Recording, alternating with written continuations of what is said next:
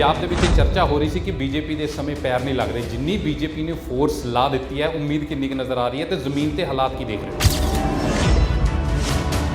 बहुत देर नहीं लग गई बीजेपी को एनालिसिस करते करते कि असी गलत पार्टनरशिप च हैगे हाँ, असी एक गलत जगह से गठबंधन किया होया, क्योंकि तुसी ये गल मनते भी हो कि ना तो साडा कोई सिख लीडर बनन दिता ते ना सानू पिंडां च वड़न दिता, ना कोई हिंदू लीडर खड़ा होगा। ਅਲਾਈਅੰਸ ਜਿਹੜਾ ਪਿਛਲਾ 'ਚ ਉਹਦੇ ਨਾਲ ਨੁਕਸਾਨ ਹੋਇਆ, ਜਿਹੜਾ ਇਸ ਵਾਰ ਅਲਾਈਅੰਸਾਂ ਨੂੰ ਲੈ ਕੇ ਪੂਰੇ ਕੌਨਫੀਡੈਂਟ ਹੋ ਕਿ ਸਹੀ ਸਾਬਿਤ ਹੋਏਗਾ, ਕੋਈ ਨੁਕਸਾਨ ਤਾਂ ਨਹੀਂ ਕਰੇਗਾ? देखो ਜਦੋਂ ਤੁਸੀਂ ਨਵੀਂ ਮੈਰਿਜ ਜਾਂਦੇ ਹੋ, you go with optimism and hope. Vikram Singh Majithia ਨੂੰ ਲੈ ਕੇ ਬੀਜੇਪੀ ਦੇ ਲੀਡਰ ਚੁੱਪ ਕਿਉਂ ਨੇ? ਇੱਕ ਬੀਜੇਪੀ ਨੇ ਉਸ ਤਰ੍ਹਾਂ ਦੇ ਨਾਲ ਕੰਡੈਮ ਕਿਉਂ ਨਹੀਂ ਕੀਤਾ? ਨਸ਼ਾ ਕਰਦੇ ਫਿਰ ਬੀਜੇਪੀ ਖੁੱਲ ਕੇ ਕਿਉਂ ਨਹੀਂ ਬੋਲਦੀ? ਬੀਜੇਪੀ ਸਿੱਖਾਂ ਦੀ ਪਹਿਲੀ ਚੁਆਇਸ ਕਿਉਂ ਨਹੀਂ ਬਣ ਪਾਈ ਵੱਡੇ ਫੈਸਲੇ ਲੈਣ ਦੇ ਬਾਵਜੂਦ ਵੀ? ਹੁਣ ਜਦੋਂ ਬੰਦੀ ਸਿੰਘਾਂ ਦੀ ਰਿਹਾਈ ਦਾ ਮਸਲਾ ਚੱਲ ਰਿਹਾ ਹੈਗਾ, ਕੀ ਬੀਜੇਪੀ ਉਸ ਤੇ ਫੈਸਲਾ ਲੈ ਸਕਦੀ ਆਉਣ ਵਾਲੇ ਦਿਨਾਂ ਦੇ ਵਿੱਚ? ਸਾਡੀ ਜਿਹੜੀ ਪ੍ਰੋਬਲਮ ਸਿੱਖ ਕਮਿਊਨਿਟੀ ਨਾਲ ਵੀ ਰਹੀ ਹੈ, ਉਹ ਇਸ ਲਈ ਰਹੀ ਹੈ ਕਿ ਅਸੀਂ ਜੂਨੀਅਰ ਪਾਰਟਨਰ ਆ। ਉਹ ਇਹ ਕਹਿੰਦੇ ਰਹੇ ਨੇ ਸਿੱਖੀ ਦੇ ਠੇਕਾ ਸਾਡੇ ਕੋਲ ਹੈ, ਇਹ ਹਿੰਦੂ ਪਾਰਟੀ ਹੈ ਅਰਬਨ ਏਰੀਆ ਦਾ। ਬਿਲਕੁਲ ਗਲਤ ਗੱਲ ਹੈ। ਨਵਜੋਤ ਸਿੰਘ ਸਿੱਧੂ ਦੀ ਜਨਰਲ ਬਾਜਵਾ ਦੇ ਨਾਲ ਜੱਫੀਆਂ ਵਾਲੀ ਪੋਲਿਟਿਕਸ ਚੱਲ ਰਹੀ ਸੀਗੀ। ਜਦੋਂ ਤੁਹਾਨੂੰ ਜਨਰਲ ਬਾਜਵਾ ਦੇ ਨਾਲ ਪਾਈ ਜੱਫੀ ਤੇ ਬੀਜੇਪੀ ਨੂੰ ਇਤਰਾਜ਼ ਹੈਗਾ, ਤੇ ਸਾਰੀ ਕਾਂਗਰਸ ਜਦੋਂ ਗੱਲ ਕਰਦੀ ਹੈ ਕਿ ਅਰੂਸਾ ਆਲਮ ਘਰ 'ਚ ਬਿਠਾਈ ਹੋਈ ਕੈਪਟਨ ਅਮਰਿੰਦਰ ਸਿੰਘ ਨੇ ਡਿਫੈਂਸ ਐਨਾਲਿਸਿਸ, ਫਿਰ ਉਸ ਤੇ ਬੀਜੇਪੀ ਚੁੱਪ ਕਿਉਂ ਰਹਿੰਦੀ ਹੈ? ਉੱਤਰ ਪ੍ਰਦੇਸ਼, ਹਿਮਾਚਲ ਤੋਂ ਬਾਅਦ ਹਰਿਆਣਾ, ਕਨਵਰਜਨ ਨੂੰ ਲੈ ਕੇ ਜਿਹੜਾ ਬਿੱਲ ਆਉਣਾ ਉਹਦਾ ਡਰਾਫਟ ਪਾਸ ਹੋ ਗਿਆ ਹਰਿਆਣੇ ਦੇ ਵਿੱਚ। ਪੰਜਾਬ ਦੇ ਵਿੱਚ ਵੀ ਕੀ ਧਰਮ ਪਰਿਵਰਤਨ ਨੂੰ ਲੈ ਕੇ ਕਾਨੂੰਨ ਬਣੇਗਾ? ਯੈਸ, ਇਹ ਹੋ ਹੀ ਨਹੀਂ ਸਕਦਾ ਕਿ ਭਾਰਤੀ ਜਨਤਾ ਪਾਰਟੀ ਦੀ ਉੱਤਰ ਪ੍ਰਦੇਸ਼, ਹਿਮਾਚਲ ਪ੍ਰਦੇਸ਼ ਤੇ ਕਿਸੇ ਹੋਰ ਪ੍ਰਦੇਸ਼ ਇੱਕ ਪਾਲਿਸੀ ਹੋਏ ਤੇ ਪੰਜਾਬ ਵਿੱਚ ਦੂਜੀ ਹੋਏ। ਗੱਲ ਪੰਜਾਬ ਵਿਧਾਨ ਸਭਾ ਚੋਣਾਂ ਦੀ ਹੋ ਰਹੀ ਹੈ, ਚਰਚਾ ਹਰ ਪਾਸੇ ਚੋਣਾਂ ਦੀ ਹੋ ਰਹੀ ਹੈ। ਬੀਜੇਪੀ ਦੇਸ਼ ਦੀ ਸਭ ਤੋਂ ਵੱਡੀ ਪਾਰਟੀ ਨੇ ਪੰਜਾਬ ਵਿਧਾਨ ਸਭਾ ਚੋਣਾਂ ਦੇ ਵਿੱਚ ਇਸ ਸਮੇਂ ਪੂਰੀ ਤਾਕਤ ਝੋਂਕ ਦਿੱਤੀ ਹੈ। ਬੀਜੇਪੀ ਦੇ ਸਾਰੇ ਵੱਡੇ ਚਿਹਰੇ ਪੰਜਾਬ ਦੇ ਵਿੱਚ ਨੁੱਕੜ ਮੀਟਿੰਗਾਂ ਕਰਦੇ ਨਜ਼ਰ ਆ ਰਹੇ ਨੇ। ਇਹ ਅਜਿਹੇ ਹੀ ਬੀਜੇਪੀ ਦਾ ਇੱਕ ਵੱਡੇ ਲੀਡਰ ਅੱਜ ਸਾਡੇ ਨਾਲ ਮੰਚ ਤੇ ਪਹੁੰਚੇ ਨੇ। ਦੇਸ਼ ਦੇ petroleum and natural gas and housing and urban affairs minister Hardeep Puri. Puri Sahib, ਬਹੁਤ ਬਹੁਤ ਸਵਾਗਤ ਹੈ ਦੈਨਿਕ ਸਵੇਰਾ ਤੇ। ਪੰਜਾਬ ਚੋਣਾਂ ਨੂੰ ਲੈ ਕੇ ਅਸੀਂ ਗੱਲਬਾਤ ਕਰਾਂਗੇ। ਬੀਜੇਪੀ ਦੇ ਇੰਨੇ ਵੱਡੇ ਲੀਡਰ ਮੈਦਾਨ ਦੇ ਵਿੱਚ ਉਤਰ ਆਏ ਨੇ। ਬੀਜੇਪੀ ਦੀ ਸਿਆਸੀ ਜ਼ਮੀਨ ਇਸ ਸਮੇਂ ਕਿੰਨੀ ਕੁ ਹੈਗੀ ਹੈ, ਇਸ ਬਾਰੇ ਗੱਲਬਾਤ ਕਰਾਂਗੇ। ਪਰ ਉਸ ਤੋਂ ਪਹਿਲਾਂ ਦੈਨਿਕ ਸਵੇਰਾ ਮੀਡੀਆ ਨੈਟਵਰਕ ਦੇ editor in chief and chairman Shri Sheetal Vij ji ਨੂੰ ਮੈਂ ਰਿਕੁਐਸਟ ਕਰਾਂਗਾ ਕਿ ਸਰ ਕਾਈਂਡਲੀ ਮੰਚ ਤੇ ਆਉਣ ਤੇ ਸਨਮਾਨ ਚਿੰਨ੍ਹ ਭੇਂਟ ਕਰਨ। ਪੁਰੀ ਸਾਹਿਬ,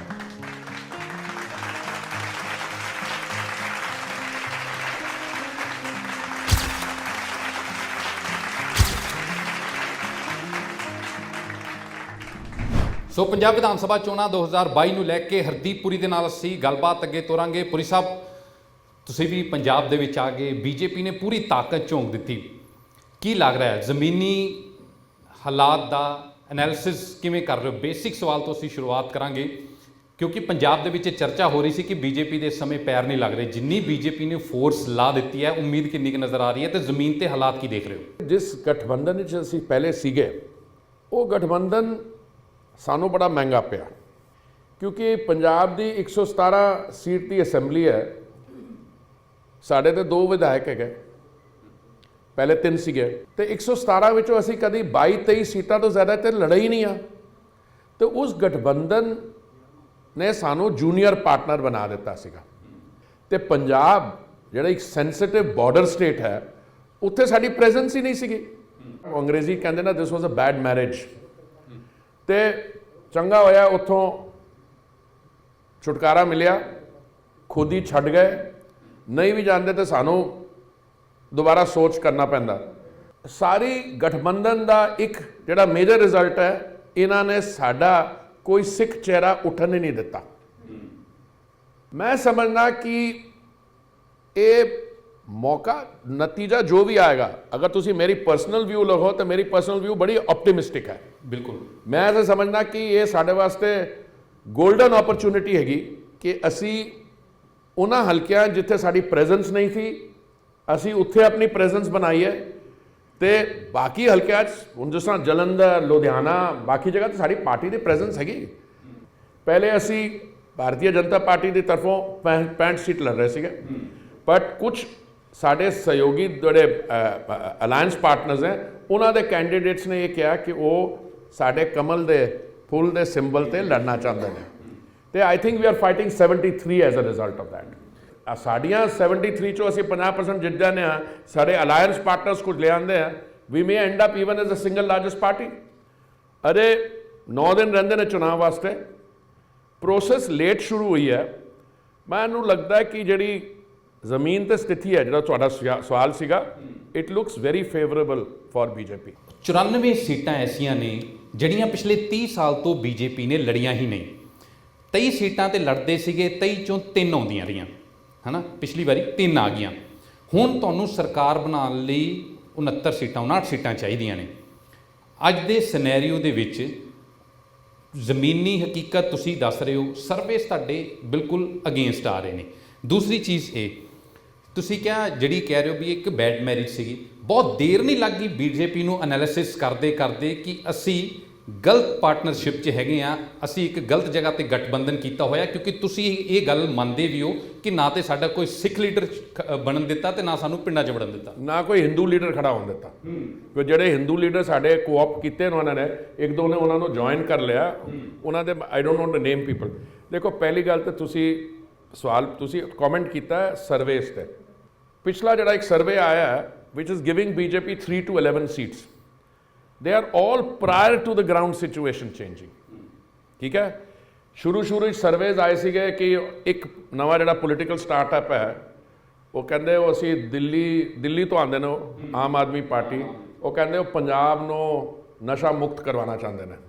ਠੀਕ ਹੈ, ਪਹਿਲੇ ਦਿੱਲੀ 'ਚ 21 ਡਰਾਈ ਦਿਨ ਹੁੰਦੇ ਸੀਗੇ, ਹੁਣ ਸ਼ਾਇਦ 3 ਰਹਿ ਗਏ ਨੇ। ਮੈਂ urban affairs, housing and urban affairs minister ਹੈਗਾ। ਰੈਜ਼ੀਡੈਂਟ ਵੈਲਫੇਅਰ ਐਸੋਸੀਏਸ਼ਨ ਦੇ ਜਿਹੜੇ ਰਿਪਰੈਜ਼ੈਂਟੇਟਿਵਸ ਹੈਗੇ ਉਹ ਮੇਰੇ ਕੋਲ ਆਉਂਦੇ ਨੇ, ਉਹ ਕਹਿੰਦੇ ਜਾਨ ਛੁਟਵਾਓ, ਇਹ ਤਾਂ ਹਰੇਕ ਰੈਜ਼ੀਡੈਂਸ਼ੀਅਲ ਕਾਲੋਨੀ 'ਚ ਇਹਨੇ दारू ਦਾ ਠੇਕਾ ਖੁਲਵਾ ਦਿੱਤਾ। अगर दिल्ली च उसने नहीं किया तो पंजाब किड़ा। देखिए, पंजाब में 3 समस्याएं हैं आपकी, land mafia, sand mafia, liquor mafia, और भी कई किस्म के माफियाज हैं। मैं पढ़ना नहीं चाहता क्योंकि यहाँ पे जो एडमिनिस्ट्रेटिव और गवर्नेंस स्टाइल रहा है वो तो देख लो, पता नहीं ना किसी का होएगा, उन्होंने पिछे तो खुरेदो थोड़ा जा, वो एक चीज़ निकलती है। नहीं बिल्कुल, ਤੁਹਾਨੂੰ ਨਾਮ ਲੈ ਲੈਣਾ ਚਾਹੀਦਾ। ਤੁਸੀਂ ਓਪਨ ਪਲੇਟਫਾਰਮ ਤੇ ਲੋਕ ਸੁਣ ਰਹੇ ਨੇ ਪੂਰੀ ਸਭ, ਤੁਹਾਨੂੰ ਇਲੈਕਸ਼ਨਸ ਨੇ, ਹੁਣ ਲੋਕਾਂ ਨੂੰ ਕਲੈਰਿਟੀ ਦਿਓਗੇ ਨਾ ਤੁਸੀਂ। ਦੇਖੋ, ਸਾਨੂੰ ਉਹ ਗਠਬੰਧਨ ਕਿਉਂ ਮਹਿੰਗਾ ਪਿਆ? ਤੁਹਾਡਾ ਸਵਾਲ ਪੁੱਛਣਾ ਸਹੀ ਹੈ ਕਿ ਤੁਹਾਨੂੰ ਇੰਨਾ ਸਮਾਂ ਕਿਉਂ ਲੱਗਿਆ? ਭਾਈ ਉਸ ਵਕਤ ਕੁਝ ਮਜਬੂਰੀਆਂ ਸੀਗੀਆਂ, ਜਦੋਂ ਇੱਥੇ ਇੱਕ ਬਾਰਡਰ ਸੈਂਸਿਟਿਵ ਸਟੇਟ ਵਿੱਚ ਹੈ, ਪਰ ਥੋੜੀ ਦੇਰ ਬਾਅਦ ਸਾਨੂੰ ਸਮਝ ਆ ਗਈ ਹੈ ਭਾਈ ਸਾਡੇ ਆਪਣੇ ਕੈਂਡੀਡੇਟਸ ਸਫਰ ਕਰਦੇ ਸੀਗੇ ਉਸ ਗਠਬੰਧਨ ਦੇ ਕਾਰਨ, ਕਿਉਂਕਿ ਉਹਨਾਂ ਦੀ ਛਵੀ ਖਰਾਬ ਹੈ, ਸਾਡੇ ਤੇ ਪੈਂਦੀ ਸੀਗੀ। ਹੁਣ ਜੋ ਅਸੀਂ ਕੈਂਡੀਡੇਟ ਖੜੇ ਕੀਤੇ ਨੇ, ਇੱਕਦਮ ਆਪਣੀ ਤਰਫੋਂ ਜੋ ਅਸੀਂ ਕੋਸ਼ਿਸ਼ ਕੀਤੀ ਹੈ, ਇੱਕ ਨਵਾਂ ਪੰਜਾਬ, ਨਿਊ ਬਿਗਿਨਿੰਗ, ਤੇ ਮੈਂ ਸਮਝਦਾ ਕਿ ਇਹ ਕੰਟੈਕਸਟ ਵੀ ਦੂਜਾ ਹੈ। 303 ਸੀਟਾਂ ਹੈਗੀਆਂ ਸਾਡੀਆਂ ਲੋਕ ਸਭਾ ਵਿੱਚ, ਜਿੱਥੇ ਵੀ ਭਾਰਤੀ ਜਨਤਾ ਪਾਰਟੀ ਦੀ ਸਰਕਾਰ ਹੈ ਉੱਥੇ ਡਬਲ ਇੰਜਨ ਦੀ ਸਰਕਾਰ ਹੈ। ਇਹ ਕਿਸ ਤਰ੍ਹਾਂ ਹੋ ਸਕਦਾ ਹੈ ਕਿ ਇੰਡੀਆ, ਭਾਰਤ ਇੱਕ ਤਰਫ ਜਾ ਰਿਹਾ ਤੇ ਪੰਜਾਬ ਸਟੈਡੀ ਰਹਿ ਕੇ ਗਿਰ ਰਿਹਾ? ਇਹ ਅੰਤਰ ਹੈਗਾ ਮੋਟਾ। ਤੁਸੀਂ ਖੁਦ ਹੀ ਦੂਸਰਾ ਇੰਪੋਰਟੈਂਟ ਤਾਰ ਪੰਜਾਬ ਦਾ ਛੇੜ ਦਿੱਤਾ ਕਿ ਮਾਫੀਆ ਹੈਗਾ। ਮਾਫੀਆ ਦਾ ਜ਼ਿਕਰ ਪੰਜਾਬ ਦੇ ਵਿੱਚ ਉਦੋਂ ਵੀ ਹੁੰਦਾ ਸੀ ਜਦੋਂ ਤੁਸੀਂ ਗੱਠਜੋੜ ਦੇ ਵਿੱਚ ਸੀਗੇ, ਔਰ ਜਦੋਂ ਖੁਦ ਹਰਦੀਪ ਪੁਰੀ ਨੇ ਅੰਮ੍ਰਿਤਸਰ ਤੋਂ ਇਲੈਕਸ਼ਨ ਲੜੀ ਸੀ, ਪੰਜਾਬ 'ਚ ਮਾਫੀਆ ਦਾ ਜ਼ਿਕਰ ਉਦੋਂ ਵੀ ਸੀ। ਔਰ ਉਸੇ ਸਬੰਧ ਦੇ ਵਿੱਚ ਕਾਂਗਰਸ ਸਰਕਾਰ ਨੇ FIR ਦਰਜ ਕਰ ਦਿੱਤੀ ਨਸ਼ੇ ਨੂੰ ਲੈ ਕੇ ਬਿਕਰਮ ਸਿੰਘ ਮਜੀਠੀਆ ਦੇ ਖਿਲਾਫ। ਸ਼੍ਰੋਮਣੀ ਅਕਾਲੀ ਦਲ ਤੇ ਡਿਫੈਂਸਿਵ ਪੋਜੀਸ਼ਨ ਦੇ ਵਿੱਚ ਆ ਗਿਆ। ਬਿਕਰਮ ਸਿੰਘ ਮਜੀਠੀਆ ਨੂੰ ਲੈ ਕੇ ਬੀਜੇਪੀ ਦੇ ਲੀਡਰ ਚੁੱਪ ਕਿਉਂ ਨੇ? ਫਿਰ ਬੀਜੇਪੀ ਨੇ ਉਸ ਤਰ੍ਹਾਂ ਦੇ ਨਾਲ ਕੰਡੈਮ ਕਿਉਂ ਨਹੀਂ ਕੀਤਾ? ਨਸ਼ਾ ਕਰਦੇ, ਫਿਰ ਬੀਜੇਪੀ ਖੁੱਲ੍ਹ ਕੇ ਕਿਉਂ ਨਹੀਂ ਬੋਲਦੀ? ਦੇਖੋ, ਮੈਂ ਬੀਜੇਪੀ ਨੇ ਕੰਡੈਮ ਕੀਤਾ ਹੈ, ਨਸ਼ੇ ਨੂੰ ਵੀ ਕੰਡੈਮ ਕੀਤਾ ਹੈ, ਤੇ ਨਸ਼ੇ ਨੂੰ ਡੀਲ ਕਰਨ ਵਾਸਤੇ ਜੋ ਕਦਮ ਉਠਾਣੇ ਚਾਹੀਦੇ ਅਸੀਂ ਬਿਲਕੁਲ ਡਿਮਾਂਡ ਕੀਤਾ। ਔਰ ਇਹ ਸਿਰਫ ਜਦੋਂ ਅਕਾਲੀਆਂ ਦੀ ਸਰਕਾਰ ਦੀ ਉਸ ਵਕਤ ਦਾ ਗੱਲ ਨਹੀਂ ਕਰ ਰਹੇ ਹਾਂ। ਦੇਖੋ, 2014 ਤੋਂ ਅਸੀਂ ਤਾਂ 2014 'ਚ ਆਏ ਹਾਂ। ਇਹ ਸਵਾਲ ਪੁੱਛਿਆ ਗਿਆ ਜਦੋਂ ਅਸੀਂ ਆਪਣਾ ਸੰਕਲਪ ਪੱਤਰ ਜਿਹੜਾ ਹੈਗਾ ਚੰਡੀਗੜ੍ਹ ਵਿੱਚ ਕੈਪਟਨ ਸਾਹਿਬ ਤੇ ਢੀਂਡਸਾ ਸਾਹਿਬ ਨਾਲ ਰਿਲੀਜ਼ ਕਰ ਰਹੇ ਸੀਗੇ ਤੇ ਸਵਾਲ ਪੁੱਛਿਆ ਗਿਆ, ਮੈਂ ਕਿਹਾ ਮੈਂ ਜਵਾਬ ਦੇ ਦਿਆਂਗਾ, ਪਹਿਲੇ ਕੈਪਟਨ ਸਾਹਿਬ ਨੂੰ ਬੋਲਣ ਦਿਓ। ਤਾਂ ਕੈਪਟਨ ਸਾਹਿਬ ਨੇ ਕਿਹਾ ਉਹਨਾਂ ਨੇ ਆਪਣੇ ਟਾਈਮ ਵਿੱਚ 63,000 ਬੰਦੇ ਅੰਦਰ ਕੀਤੇ ਨੇ, ਇਸ ਨੂੰ ਕੰਪੇਅਰ ਕਰ ਲਓ ਪਿਛਲੇ ਪੀਰੀਅਡ ਨਾਲ। ਕੈਪਟਨ ਸਾਹਿਬ ਨੇ ਇਹ ਵੀ ਕਿਹਾ ਕਿ ਦੇਖੋ ਇਹ ਤੁਸੀਂ ਆਪਣੇ ਬਾਰਡਰ ਤੇ ਸਟੇਟ ਦੇ ਜਿਹੜੇ ਬਾਰਡਰ ਉਹਨਾਂ ਤੋਂ ਸੀਲ ਕਰ ਨਹੀਂ ਸਕਦੇ, ਕੁਝ ਉਰੀ ਤੋਂ ਆ ਜਾਂਦਾ ਮਾਲ, ਕੁਝ ਰਾਜਸਥਾਨ ਤੋਂ ਆ ਜਾਂਦਾ। ਪਰ ਮੈਂ ਉਸ ਵਕਤ ਇਹ ਕਿਹਾ ਸੀਗਾ, ਮੈਂ ਕਿਹਾ ਬਾਕੀ ਜਿਹੜੀਆਂ ਡਰੱਗਸ ਨਸ਼ਾ ਇੰਪੋਰਟ ਹੁੰਦਾ ਉਹ ਤਾਂ ਇੱਕ ਤਰਫ ਹੈ, ਪਰ ਦੂਜੀ ਤਰਫ ਦੂਜੀ ਚੀਜ਼ ਵੀ ਤਾਂ ਦੇਖੋ, ਤੁਹਾਡੇ ਆਪਣੇ ਸ਼ਹਿਰਾਂ ਦੇ ਅੰਦਰ ਸਿੰਥੈਟਿਕ ਡਰੱਗ ਮੈਨੂਫੈਕਚਰਿੰਗ ਹੋ ਰਹੀ ਹੈ। ਅਗਰ ਕੰਜ਼ਿਊਮਰ ਨੂੰ ਪਤਾ ਹੈ ਕਿ ਕਿੱਥੇ ਉਹਨੇ ਜਾਣਾ ਹੈ, ਤੇ ਸਪਲਾਇਰ ਨੂੰ ਪਤਾ ਕਿੱਥੋਂ ਲਿਆ ਕੇ ਉਹਨੂੰ ਕੰਜ਼ਿਊਮਰ ਨੂੰ ਦੇਣੀ ਹੈ, ਤੇ ਤੁਹਾਡੀਆਂ ਲਾਅ ਇਨਫੋਰਸਮੈਂਟ ਅਥਾਰਟੀਜ਼ ਨੂੰ ਨਹੀਂ ਪਤਾ। ਮਹਾਰਾਜ ਸਾਡੀ ਪ੍ਰੋਬਲਮ ਇਹ ਰਹੀ ਹੈ ਕਿ ਜੋ ਲੋਕ ਸੱਤਾ ਵਿੱਚ ਰਹੇ ਨੇ, ਜੋ ਪਾਵਰ ਸੈਂਟਰ ਵਿੱਚ ਸੀਗੇ, ਉੱਥੇ ਫਾਲਟ ਲਾਈਨਸ ਰਹੀਆਂ ਨੇ, ਤਾਂ ਉਹਨਾਂ ਨੇ ਡਰੱਗ ਮਾਫੀਆ ਨੂੰ ਪ੍ਰੋਟੈਕਸ਼ਨ ਦਿੱਤੀ ਹੈ। ਕਿਹੜੇ ਪਾਵਰ ਸੈਂਟਰ, ਇਹ ਵੀ ਕਲੀਅਰ ਕਰੋ। ਜਿਨ੍ਹਾਂ ਦੀ ਸਰਕਾਰ ਸੀਗੀ। ਦੇਖੋ ਕੈਪਟਨ ਸਾਹਿਬ ਨੇ ਤਾਂ ਬੜੀ ਵਾਰੀ ਕੋਸ਼ਿਸ਼ ਕੀਤੀ ਹੈ। ਕੱਲ ਮੈਂ ਉਸ ਪ੍ਰੈਸ ਕਾਨਫਰੰਸ ਵਿੱਚ ਜਦੋਂ ਮੈਂ ਵੀ ਸੀਗਾ, ਉਹਨਾਂ ਨੇ ਕਿਹਾ ਕਿ ਸੋਨੀਆ ਜੀ ਨੇ ਉਹਨਾਂ ਨੂੰ ਬੁਲਾ ਕੇ ਕਿਹਾ can't you do something about it. ਉਹਨਾਂ ਨੇ ਕਿਹਾ ਜੀ ਇਹ ਲਿਸਟ ਲੈ ਲਓ, ਇਹ ਲਿਸਟ ਲੈ ਲਓ। ਹੁਣ ਦੇਖੋ ਅਸੀਂ ਸਬਸਟੈਂਟਿਵ ਸਾਡੀ ਅਰਬਨ ਵੋਟ ਦੇ ਬਾਵਜੂਦ ਸਾਡੀ ਜਿਹੜੀ ਅਲਾਇੰਸ ਸੀ ਉਸ ਕਰਕੇ ਅਸੀਂ ਸਫਰ ਕੀਤਾ ਸੀ। ਹੁਣ ਕੰਟਰੀ ਦੇ ਪਿਛਲੇ ਬਜਟ ਵਿੱਚ 9.2% ਰੇਟ ਆਫ ਗਰੋਥ ਹੋਈ ਆ, ਠੀਕ ਹੈ। ਅਸੀਂ ਪੰਜਾਬ ਵਾਸਤੇ ਕੀ ਪ੍ਰੋਮਿਸ ਕੀਤਾ ਇਸ ਵਾਰ? 1 ਲੱਖ ਕਰੋੜ ਦਾ ਪੈਕੇਜ ਵੱਡੇ ਇਨਫਰਾਸਟ੍ਰਕਚਰ ਪ੍ਰੋਜੈਕਟਸ ਵਾਸਤੇ। ਐਗਰੀਕਲਚਰ ਇਸ ਵਿੱਚ ਕੀ ਪ੍ਰੋਮਿਸ ਕੀਤਾ? ਕੱਲ ਅਸੀਂ ਆਪਣਾ ਫੁੱਲ ਮੈਨੀਫੈਸਟੋ ਰਿਲੀਜ਼ ਕਰਨੇ ਜਾ ਰਹੇ, ਉਸ ਨੂੰ ਪੜ੍ਹ ਲੈਣਾ। ਸਾਡੀ ਅਪਰੋਚ ਪੰਜਾਬ ਵਿੱਚ ਇਕਨੋਮਿਕ ਐਕਟੀਵਿਟੀ ਨੂੰ ਰਿਵਾਈਵ ਕਰਨ ਵਾਸਤੇ, ਇੰਪਲੋਇਮੈਂਟ ਜਨਰੇਸ਼ਨ ਵਾਸਤੇ, ਨਹੀਂ ਤਾਂ ਹੋ ਕੀ ਜਾਏਗਾ, ਐਗਰੀਕਲਚਰ ਵਿੱਚ ਤੇ ਤੁਹਾਡਾ ਵਾਟਰ ਲੈਵਲ ਸਾਡਾ ਗਿਰ ਰਿਹਾ, ਇਹ ਰੇਗਿਸਤਾਨ ਬਣ ਜਾਏਗਾ। ਤੇ ਸਾਰਾ ਯੂਥ ਜਿਹੜਾ ਹੈ ਨਾ, ਅਗਰ ਇਕਨੋਮਿਕ ਐਕਟੀਵਿਟੀਜ਼ ਨਹੀਂ ਹੋਣ ਤੇ ਇਹ ਯੂਥ ਸਾਰਾ ਉੱਠ ਕੇ ਬਾਹਰਲੇ ਮੁਲਕਾਂ ਜਾਂ ਬਾਹਰਲੇ ਸਟੇਟਸ ਵਿੱਚ ਚਲਾ ਰਿਹਾ। ਪਿਛਲੇ 2 ਸਾਲਾਂ ਵਿੱਚ 15,000 ਇੰਡਸਟਰੀ ਪੰਜਾਬ 'ਚੋਂ ਸ਼ਿਫਟ ਕੀਤੀ ਹੈ। ਕਾਂਗਰਸ ਦੇ ਅੰਦਰ ਇਸ ਵਕਤ ਸਿਵਲ ਵਾਰ ਹੋ ਰਿਹਾ, ਠੀਕ ਹੈ। ਮਿਸਿਸ ਸਿੱਧੂ ਮੈਡਮ ਨੇ ਕਿਹਾ ਕਿ ਉਹ ਇਸ ਲਈ ਨਹੀਂ ਨਵਜੋਤ ਜੀ ਨੂੰ ਸਪੋਰਟ ਕਰਦੇ ਨੇ ਸੀਐਮ ਵਾਸਤੇ ਕਿਉਂਕਿ ਉਹਨਾਂ ਦਾ ਹਸਬੈਂਡ ਪਰ ਸਭ ਤੋਂ ਕੰਪੀਟੈਂਟ ਹੈ। ਕਾਂਗਰਸ ਇਸ ਚੁਣਾਵ ਵਿੱਚ ਕਿਸ ਤਰ੍ਹਾਂ ਉਤਰ ਰਹੀ ਹੈ, ਅਕਾਲੀ ਵੀ ਕਿਸ ਤਰ੍ਹਾਂ ਉਤਰ ਰਹੇ ਨੇ, ਆਮ ਆਦਮੀ ਪਾਰਟੀ ਵੀ ਕਿਸ ਤਰ੍ਹਾਂ ਉਤਰ ਰਹੀ ਹੈ। ਤੁਸੀਂ ਸੀਰੀਅਸਲੀ ਸੋਚਦੇ ਹੋ ਕਿ ਕੇਜਰੀਵਾਲ ਜੀ ਚਾਹਣਗੇ ਕਿ ਭਗਵੰਤ ਮਾਨ ਬਣ ਜਾਏ ਚੀਫ ਮਿਨਿਸਟਰ? ਤੁਸੀਂ ਮਨ ਇਸ ਜਵਾਬ ਮੈਨੂੰ ਤੁਸੀਂ ਦਿਓ। ਅਸੀਂ ਆਵਾਂਗੇ, ਅਸੀਂ ਕੇਜਰੀਵਾਲ ਤੇ ਵੀ ਆਵਾਂਗੇ, ਸਿੱਧੂ ਮਜੀਠੀਆ ਸਭ ਤੇ ਆਵਾਂਗੇ, ਪਰ ਪਹਿਲਾਂ ਤੁਸੀਂ ਅਲਾਈਅੰਸ ਦੀ ਗੱਲ ਕਰਦੇ ਪਏ ਬਾਰ-ਬਾਰ ਕਿ ਪਿਛਲੀਆਂ ਚੋਣਾਂ ਤੱਕ ਜੋ ਵੀ ਸਿਚੁਏਸ਼ਨ ਸੀਗੀ ਉਹ ਅਲਾਈਅੰਸ ਕਰਕੇ ਖਰਾਬ ਸੀਗੀ, ਇਸ ਲਈ ਸੀਟਾਂ ਨਹੀਂ ਸੀ ਆਉਂਦੀਆਂ। ਇਸ ਵਾਰ ਜਿਹੜਾ ਸਾਡੀ ਵੀ ਗਲਤੀ ਹੈ। ਦੇਖੋ ਅਗਰ if you are not in a good marriage ਤੇ ਤੁਹਾਨੂੰ ਲੱਗੇ ਕਿ ਇਹ ਨਹੀਂ ਚੱਲਣ ਵਾਲੀ ਤੇ ਟਾਈਮ ਸਿਰ ਫਿਰ ਥੋੜਾ ਜਿਹਾ ਉਹ ਕਰਨਾ ਪੈਣਾ। ਅਸੀਂ ਨਹੀਂ ਲੇਟ ਤੇ ਨਹੀਂ ਹੋ ਗਈ, ਮੇ ਬੀ ਸਾਡੀ ਸਮਝ ਵਿੱਚ ਥੋੜੀ ਕਮੀ ਰਹਿ ਗਈ ਹੈ। ਪਰ ਇਹਨਾਂ ਨੇ ਕੀ ਕੀਤਾ, ਇਹਨਾਂ ਨੇ ਹਰ ਸਟੇਟ ਤੇ ਪ੍ਰੋਬਲਮ ਕ੍ਰੀਏਟ ਕੀਤੀ ਹੈ। ਫਿਰ ਸਾਡੇ ਵੱਲ ਗਿਆ। ਕਿਸਾਨ ਅੰਦੋਲਨ ਕੀ ਹੋਇਆ ਜੀ, MSP ਹਟਾ ਰਹੇ ਹੋ ਤੁਸੀਂ। ਦੇਖੋ ਜਦੋਂ ਕੈਬਨਿਟ ਵਿੱਚ ਚਰਚਾ ਹੋਈ ਹੈ, ਤੁਸੀਂ ਖੁਦ ਬੈਠੇ ਸੀ ਉੱਥੇ। ਤੁਸੀਂ ਅੱਜ ਜਿਸ ਦਿਨ ਕੈਬਨਿਟ ਵਿੱਚ ਡਿਸੀਜਨ ਹੋਇਆ ਤੇ ਜਿਸ ਦਿਨ ਉਸ ਦੇ ਬਾਅਦ ਕੀ ਹੋਇਆ, ਇਹਨਾਂ ਦੀਆਂ ਸਾਰੀਆਂ स्टेटमेंट्स कंपाइल करो। जहाँ तक मुझे याद है, मुझे लगता है इन्होंने इनकी प्रशंसा भी की है कानूनों की। ਅਲਾਈਅੰਸ ਜਿਹੜਾ ਪਿਛਲਾ ਸੀ ਉਹਦੇ ਨਾਲ ਨੁਕਸਾਨ ਹੋਇਆ, ਜਿਹੜਾ ਇਸ ਵਾਰ ਅਲਾਈਅੰਸ ਨੂੰ ਲੈ ਕੇ ਪੂਰੇ ਕੌਨਫੀਡੈਂਟ ਹੋ ਕਿ ਸਹੀ ਸਾਬਿਤ ਹੋਏਗਾ, ਕੋਈ ਨੁਕਸਾਨ ਤਾਂ ਨਹੀਂ ਕਰੇਗਾ? ਦੇਖੋ ਜਦੋਂ ਤੁਸੀਂ ਨਵੀਂ ਮੈਰਿਜ ਜਾਂਦੇ ਹੋ, you go with optimism and hope. ਪਰ ਸਾਡੀ ਬੇਸਿਸ ਕੀ ਹੈ? ਰਾਸ਼ਟਰਵਾਦ, ਨੈਸ਼ਨਲ ਸਿਕਿਉਰਿਟੀ ਦੇ ਇਸ਼ੂ ਦੇ। Captain is second to none. ਜਦੋਂ ਅਸੀਂ ਕਰਤਾਰਪੁਰ ਲਹਿੰਗੇ ਵਾਸਤੇ ਵੀ ਗਏ ਸੀਗੇ, ਮੈਨੂੰ ਯਾਦ ਹੈ ਉਸ ਵਕਤ ਸਿੱਧੂ ਸਾਹਿਬ ਜਿਹੜੇ ਨੇ ਸਾਡੇ ਜੋ CM ਦੇ ਕੈਂਡੀਡੇਟ ਸੀਗੇ, ਕਹਿੰਦੇ ਉਹਨਾਂ ਨੇ ਐਕਸੈਪਟ ਕਰ ਲਿਆ, ਪਤਾ ਨਹੀਂ ਉਹ ਦੇਖਾਂਗੇ। ਉਹਨਾਂ ਨੇ ਜਾ ਕੇ ਪਾਕਿਸਤਾਨ ਇੱਕ ਚੀਜ਼ ਤਾਂ ਮੰਗਦੇ ਹੋ ਕਿ ਡਰੱਗਸ ਡਰੋਨ ਤੇ ਉੱਥੋਂ ਆਉਂਦੀਆਂ ਨੇ, ਟੈਰਰਿਜ਼ਮ ਆਉਂਦਾ ਉੱਥੋਂ। ਉਹਨਾਂ ਦੇ ਜਿਹੜੇ ਫੌਜ ਦੇ ਚੀਫ ਨੇ ਜਨਰਲ ਬਾਜਵਾ, ਉਹਨਾਂ ਨਾਲ ਜਫੀ ਪੱਪੀ ਪੋਲਿਟਿਕਸ ਕਰ ਰਹੇ ਸੀਗੇ। जब कैप्टन साहब ने पूछा गया, कैप्टन साहब ने फट मना कर रहा, कह रहे मैं नहीं उससे मिलूंगा, मैं खुद फौजी हूँ। देखिए कैप्टन साहब उम्र च मेरे तो वड्डे ने, साढ़े बड़े सीनियर लीडर ने, कांग्रेस च रहे ने, डजंट मैटर, बट ऑन राष्ट्रवाद के इशू पे captain is second to num, Dhindsa Sahib equally. सो असी पूरा ही सानू कॉन्फिडेंस है अपने अलायंस पार्टनर्स से, पर उससे ज़्यादा इस अलायंस पार्टनरशिप में जिम्मेवारी साडी हैगी। पिछली बारी असी जूनियर पार्टनर सीगे, उसका मतलब है कि उत्थे अकाली दल की तरफों कुछ वो गड़बड़ हो जाए, सुखबीर बादल जी ने एक बड़े सीनियर लीडर, बीबा जी हरसिमरत जी सीनियर लीडर, तो की ना वो बिक्रमजीत ਸਿੰਘ ਮਜੀਠੀਆ, ਉਹਨਾਂ ਦੇ ਆਪਸ ਵਿੱਚ ਫਾਲਟ ਲਾਈਨਸ ਹੈਗੀਆਂ। ਤੁਸੀਂ ਪੁਰੀ ਸਾਹਿਬ ਕਿਹਾ ਕਿ ਨਵਜੋਤ ਸਿੰਘ ਸਿੱਧੂ ਦੀ ਜਨਰਲ ਬਾਜਵਾ ਦੇ ਨਾਲ ਜੱਫੀਆਂ ਵਾਲੀ ਪੋਲਿਟਿਕਸ ਚੱਲ ਰਹੀ ਸੀਗੀ।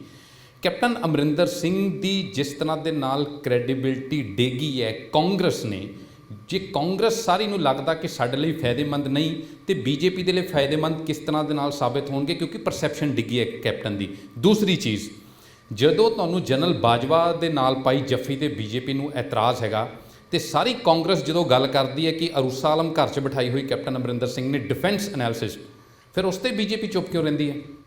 ਸਿਰਫ ਬਾਜਵਾ ਨਾਲ ਜਫੀ ਪੱਪੀ ਪੋਲਿਟਿਕਸ ਨਹੀਂ ਸੀਗੀ, ਉਸ ਤੋਂ ਜ਼ਿਆਦਾ ਸੀਗਾ। ਅਸੀਂ ਉਸ ਬੱਸ ਵਿੱਚ ਸੀਗੇ, ਜਦੋਂ ਅਸੀਂ ਗੁਰਦੁਆਰਾ ਸਾਹਿਬ ਪਹੁੰਚ ਰਹੇ ਸੀਗੇ, ਉਸ ਬੱਸ ਵਿੱਚ ਕੀ ਹੋਇਆ, ਇਮਰਾਨ ਖਾਨ ਜੀ ਆਏ, ਕੈਪਟਨ ਸਾਹਿਬ, ਮੈਂ, ਬਾਕੀ ਲੋਕ ਬੈਠੇ ਸੀ। ਬੱਸ ਵਿੱਚ ਅੰਦਰ ਆਉਂਦਿਆਂ ਹੀ ਉਹਨਾਂ ਨੇ ਪੁੱਛਿਆ ਉਹ ਸਾਡਾ ਸਿੱਧੂ ਕਿੱਥੇ ਹੈ, ਠੀਕ ਹੈ ਨਾ। ਮੈਂ ਤਾਂ ਸੋਚਿਆ ਸ਼ਾਇਦ ਮੈਨੂੰ ਸੁਣਨ ਮੁਸ਼ਕਿਲ, ਕਿਸੇ ਨੇ ਉਹਨੂੰ ਇਹ ਸਮਾਰਟਫੋਨ 'ਤੇ ਵੀ ਕੈਪਚਰ ਕਰ ਲਿਆ। ਦੇਖੋ ਕਿਸ ਵਿਅਕਤੀ ਦੀ ਕਿਹੜੀ ਪਰਸਨਲ ਲਾਈਫ ਹੈਗੀ 80 ਸਾਲ ਦੇ ਉਮਰ 'ਤੇ ਜਾਂ ਈਵਨ ਕਿਸੇ ਹੋਰ ਉਮਰ 'ਤੇ, ਉਹ ਪੋਲੀਟੀਕਲ ਰਿਐਲਿਟੀ ਨਹੀਂ ਹੈ। ਮਤਲਬ ਪੋਲੀਟੀਕਲ ਦਾ ਕੀ ਇੰਪੈਕਟ ਹੈ ਮੈਨੂੰ ਨਹੀਂ ਪਤਾ। ਮੈਂ ਕਿਸੇ ਨੂੰ, ਔਰ ਮੈਂ ਕਿਸੇ ਦੇ ਉਸ ਚੀਜ਼ 'ਤੇ ਕਮੈਂਟ ਨਹੀਂ ਕਰ ਰਿਹਾ, ਬਟ ਮੈਂ ਤੁਹਾਨੂੰ ਦੱਸਣਾ issues of national security, captain Sahib I am an admirer of his, ठीक है। बाकी रही गल हुण किस चीज़ नाल ज़्यादा प्रॉब्लम होंदी है सानू, एक चीज़ बिल्कुल क्लीयर है, कुछ लोगों ने कहा सी पिछे कि शायद चुनाव के बाद, तुसीं चोण कहंदे हो, उसदे बाद अगर जरूरत पई तो फिर असीं दोबारा अलायंस नूं देगा। मैं शेखावत जी नूं फोन किया तो मैं कहा जी मैनूं गल दसो कित्थों ये स्टेटमेंट है गई, आप जो मैंने कहा उस पर आप जानकारी दीजिए, ये असंभव है, आउट ऑफ द क्वेश्चन। तो साढ़े views on that alliance are very clear. ਜਿਹੜੀ ਪਹਿਲਾਂ ਆਪਾਂ ਕਹਿੰਦੇ ਕਿ ਜ਼ਮੀਨ ਨਹੀਂ ਸੀਗੀ ਬੀਜੇਪੀ ਦੀ, ਸ਼ਹਿਰਾਂ ਦੇ ਵਿੱਚ ਸੀਗੇ ਵੋਟਰ ਲੇਕਿਨ ਪਿੰਡਾਂ ਦੇ ਵਿੱਚ ਨਹੀਂ ਸੀ, ਪਿੰਡਾਂ ਦੇ ਵਿੱਚ ਵਿਰੋਧ ਜ਼ਬਰਦਸਤ ਦੇਖਣ ਨੂੰ ਮਿਲਿਆ ਖੇਤੀ ਕਾਨੂੰਨਾਂ ਦੇ ਕਰਕੇ। ਕੀ ਉਹ ਸਾਰੀਆਂ ਚੀਜ਼ਾਂ ਰਿਕਵਰ ਹੋ ਪਾਣਗੀਆਂ? ਇੰਨੇ ਸਟਰੋਂਗ ਤੁਸੀਂ ਮੰਨਦੇ ਹੋ ਖੁਦ ਨੂੰ ਕਿ ਸਾਰਿਆਂ ਨੂੰ ਲੁਭਾ ਪਾਓਗੇ ਹੁਣ? ਪਹਿਲੀ ਗੱਲ ਤਾਂ ਇਹ ਹੈ ਕਿ ਜਿਹੜਾ ਵਿਰੋਧ ਸੀਗਾ ਉਹ ਮੈਨੂਫੈਕਚਰਡ ਵਿਰੋਧ ਸੀਗਾ। ਜਿਹੜੇ ਲੋਕ ਸਾਡੇ ਨਾਲ ਫਿਰ ਆ ਕੇ ਮਿਲਣਾ ਚਾਹੁੰਦੇ ਨੇ, ਕਦੀ ਕਦੀ ਹਸੀ ਮਜ਼ਾਕ ਵਿੱਚ ਅਸੀਂ ਪੁੱਛ ਲੈਂਦੇ ਬਈ ਕੀ ਹੋਇਆ ਸੀ, ਤੁਸੀਂ ਤਾਂ ਛੱਡ ਕੇ ਗਏ ਸੀਗੇ। ਉਹ ਨਹੀਂ ਜੀ, ਸੀਨੀਅਰ ਬਾਦਲ ਸਾਹਿਬ ਦੇ ਘਰ ਦੇ ਬਾਹਰ ਕਿਸੇ ਨੇ ਖੁਦਕੁਸ਼ੀ ਕਰਨ ਦੀ ਕੋਸ਼ਿਸ਼ ਕੀਤੀ ਹੈ, ਕੁਝ ਜੋ ਵੀ ਆਰ ਨਾਟ ਗੈਟਿੰਗ। ਅਰੇ ਪੋਲੀਟਿਕਸ ਵਿੱਚ ਮੈਡਮ ਇਹ ਸਾਡਾ ਚੋਇਸ ਹੈਗਾ। ਤੁਸੀਂ ਅੱਜ ਇੱਕ ਰਾਜਨੀਤਿਕ ਦਲ 'ਚ ਹੋ, ਕੱਲ੍ਹ ਦੂਜੇ 'ਚ ਹੋਗੇ, ਉਹ ਤੁਹਾਡਾ ਚੋਇਸ ਹੈ। मैं सिर्फ ये कह रहा कि पंजाब की जी राजनीति रही है, हूँ जो केजरीवाल कहता है ने आप बीजेपी को मत वोट दीजिए क्योंकि इन्होंने अकालियों के साथ मिलकर this is slight of hand. जो असी गठबंधन सीगे साडा कोई रोल नहीं सीगा, ठीक है। अगर साडा रोल सीगा then we will bear responsibility for that, but now we are starting on a new slate. असी हूँ ये कह रहे हैं, देखो अगर 10 साल पंजाब की पॉलिटिक्स स्लाइड रही है, मैं तुहानूं आंकड़े दे सकना, 2,81,000 करोड़ का इस वक्त कर्जा हैगा। भारतीय जनता पार्टी के अलावा कोई भी पोलिटिकल पार्टी इन्हों सॉल्व नहीं कर सकती। क्यों नहीं कर सकती? क्योंकि इस सिचुएशन को संभालने वास्ते central government state government cooperative process चाहिए है। ਤੁਸੀਂ कैप्टन साहब ने एक इंटरव्यू दी पिछले 1-2 दिन पहले, उन्होंने यही कहा कि उन्होंने भारतीय जनता पार्टी नाल एक गठबंधन क्यों किया है, क्योंकि पंजाब नूं इस वक्त वड्डी नैशनल पार्टी दे नाल जुड़ने की जरूरत है।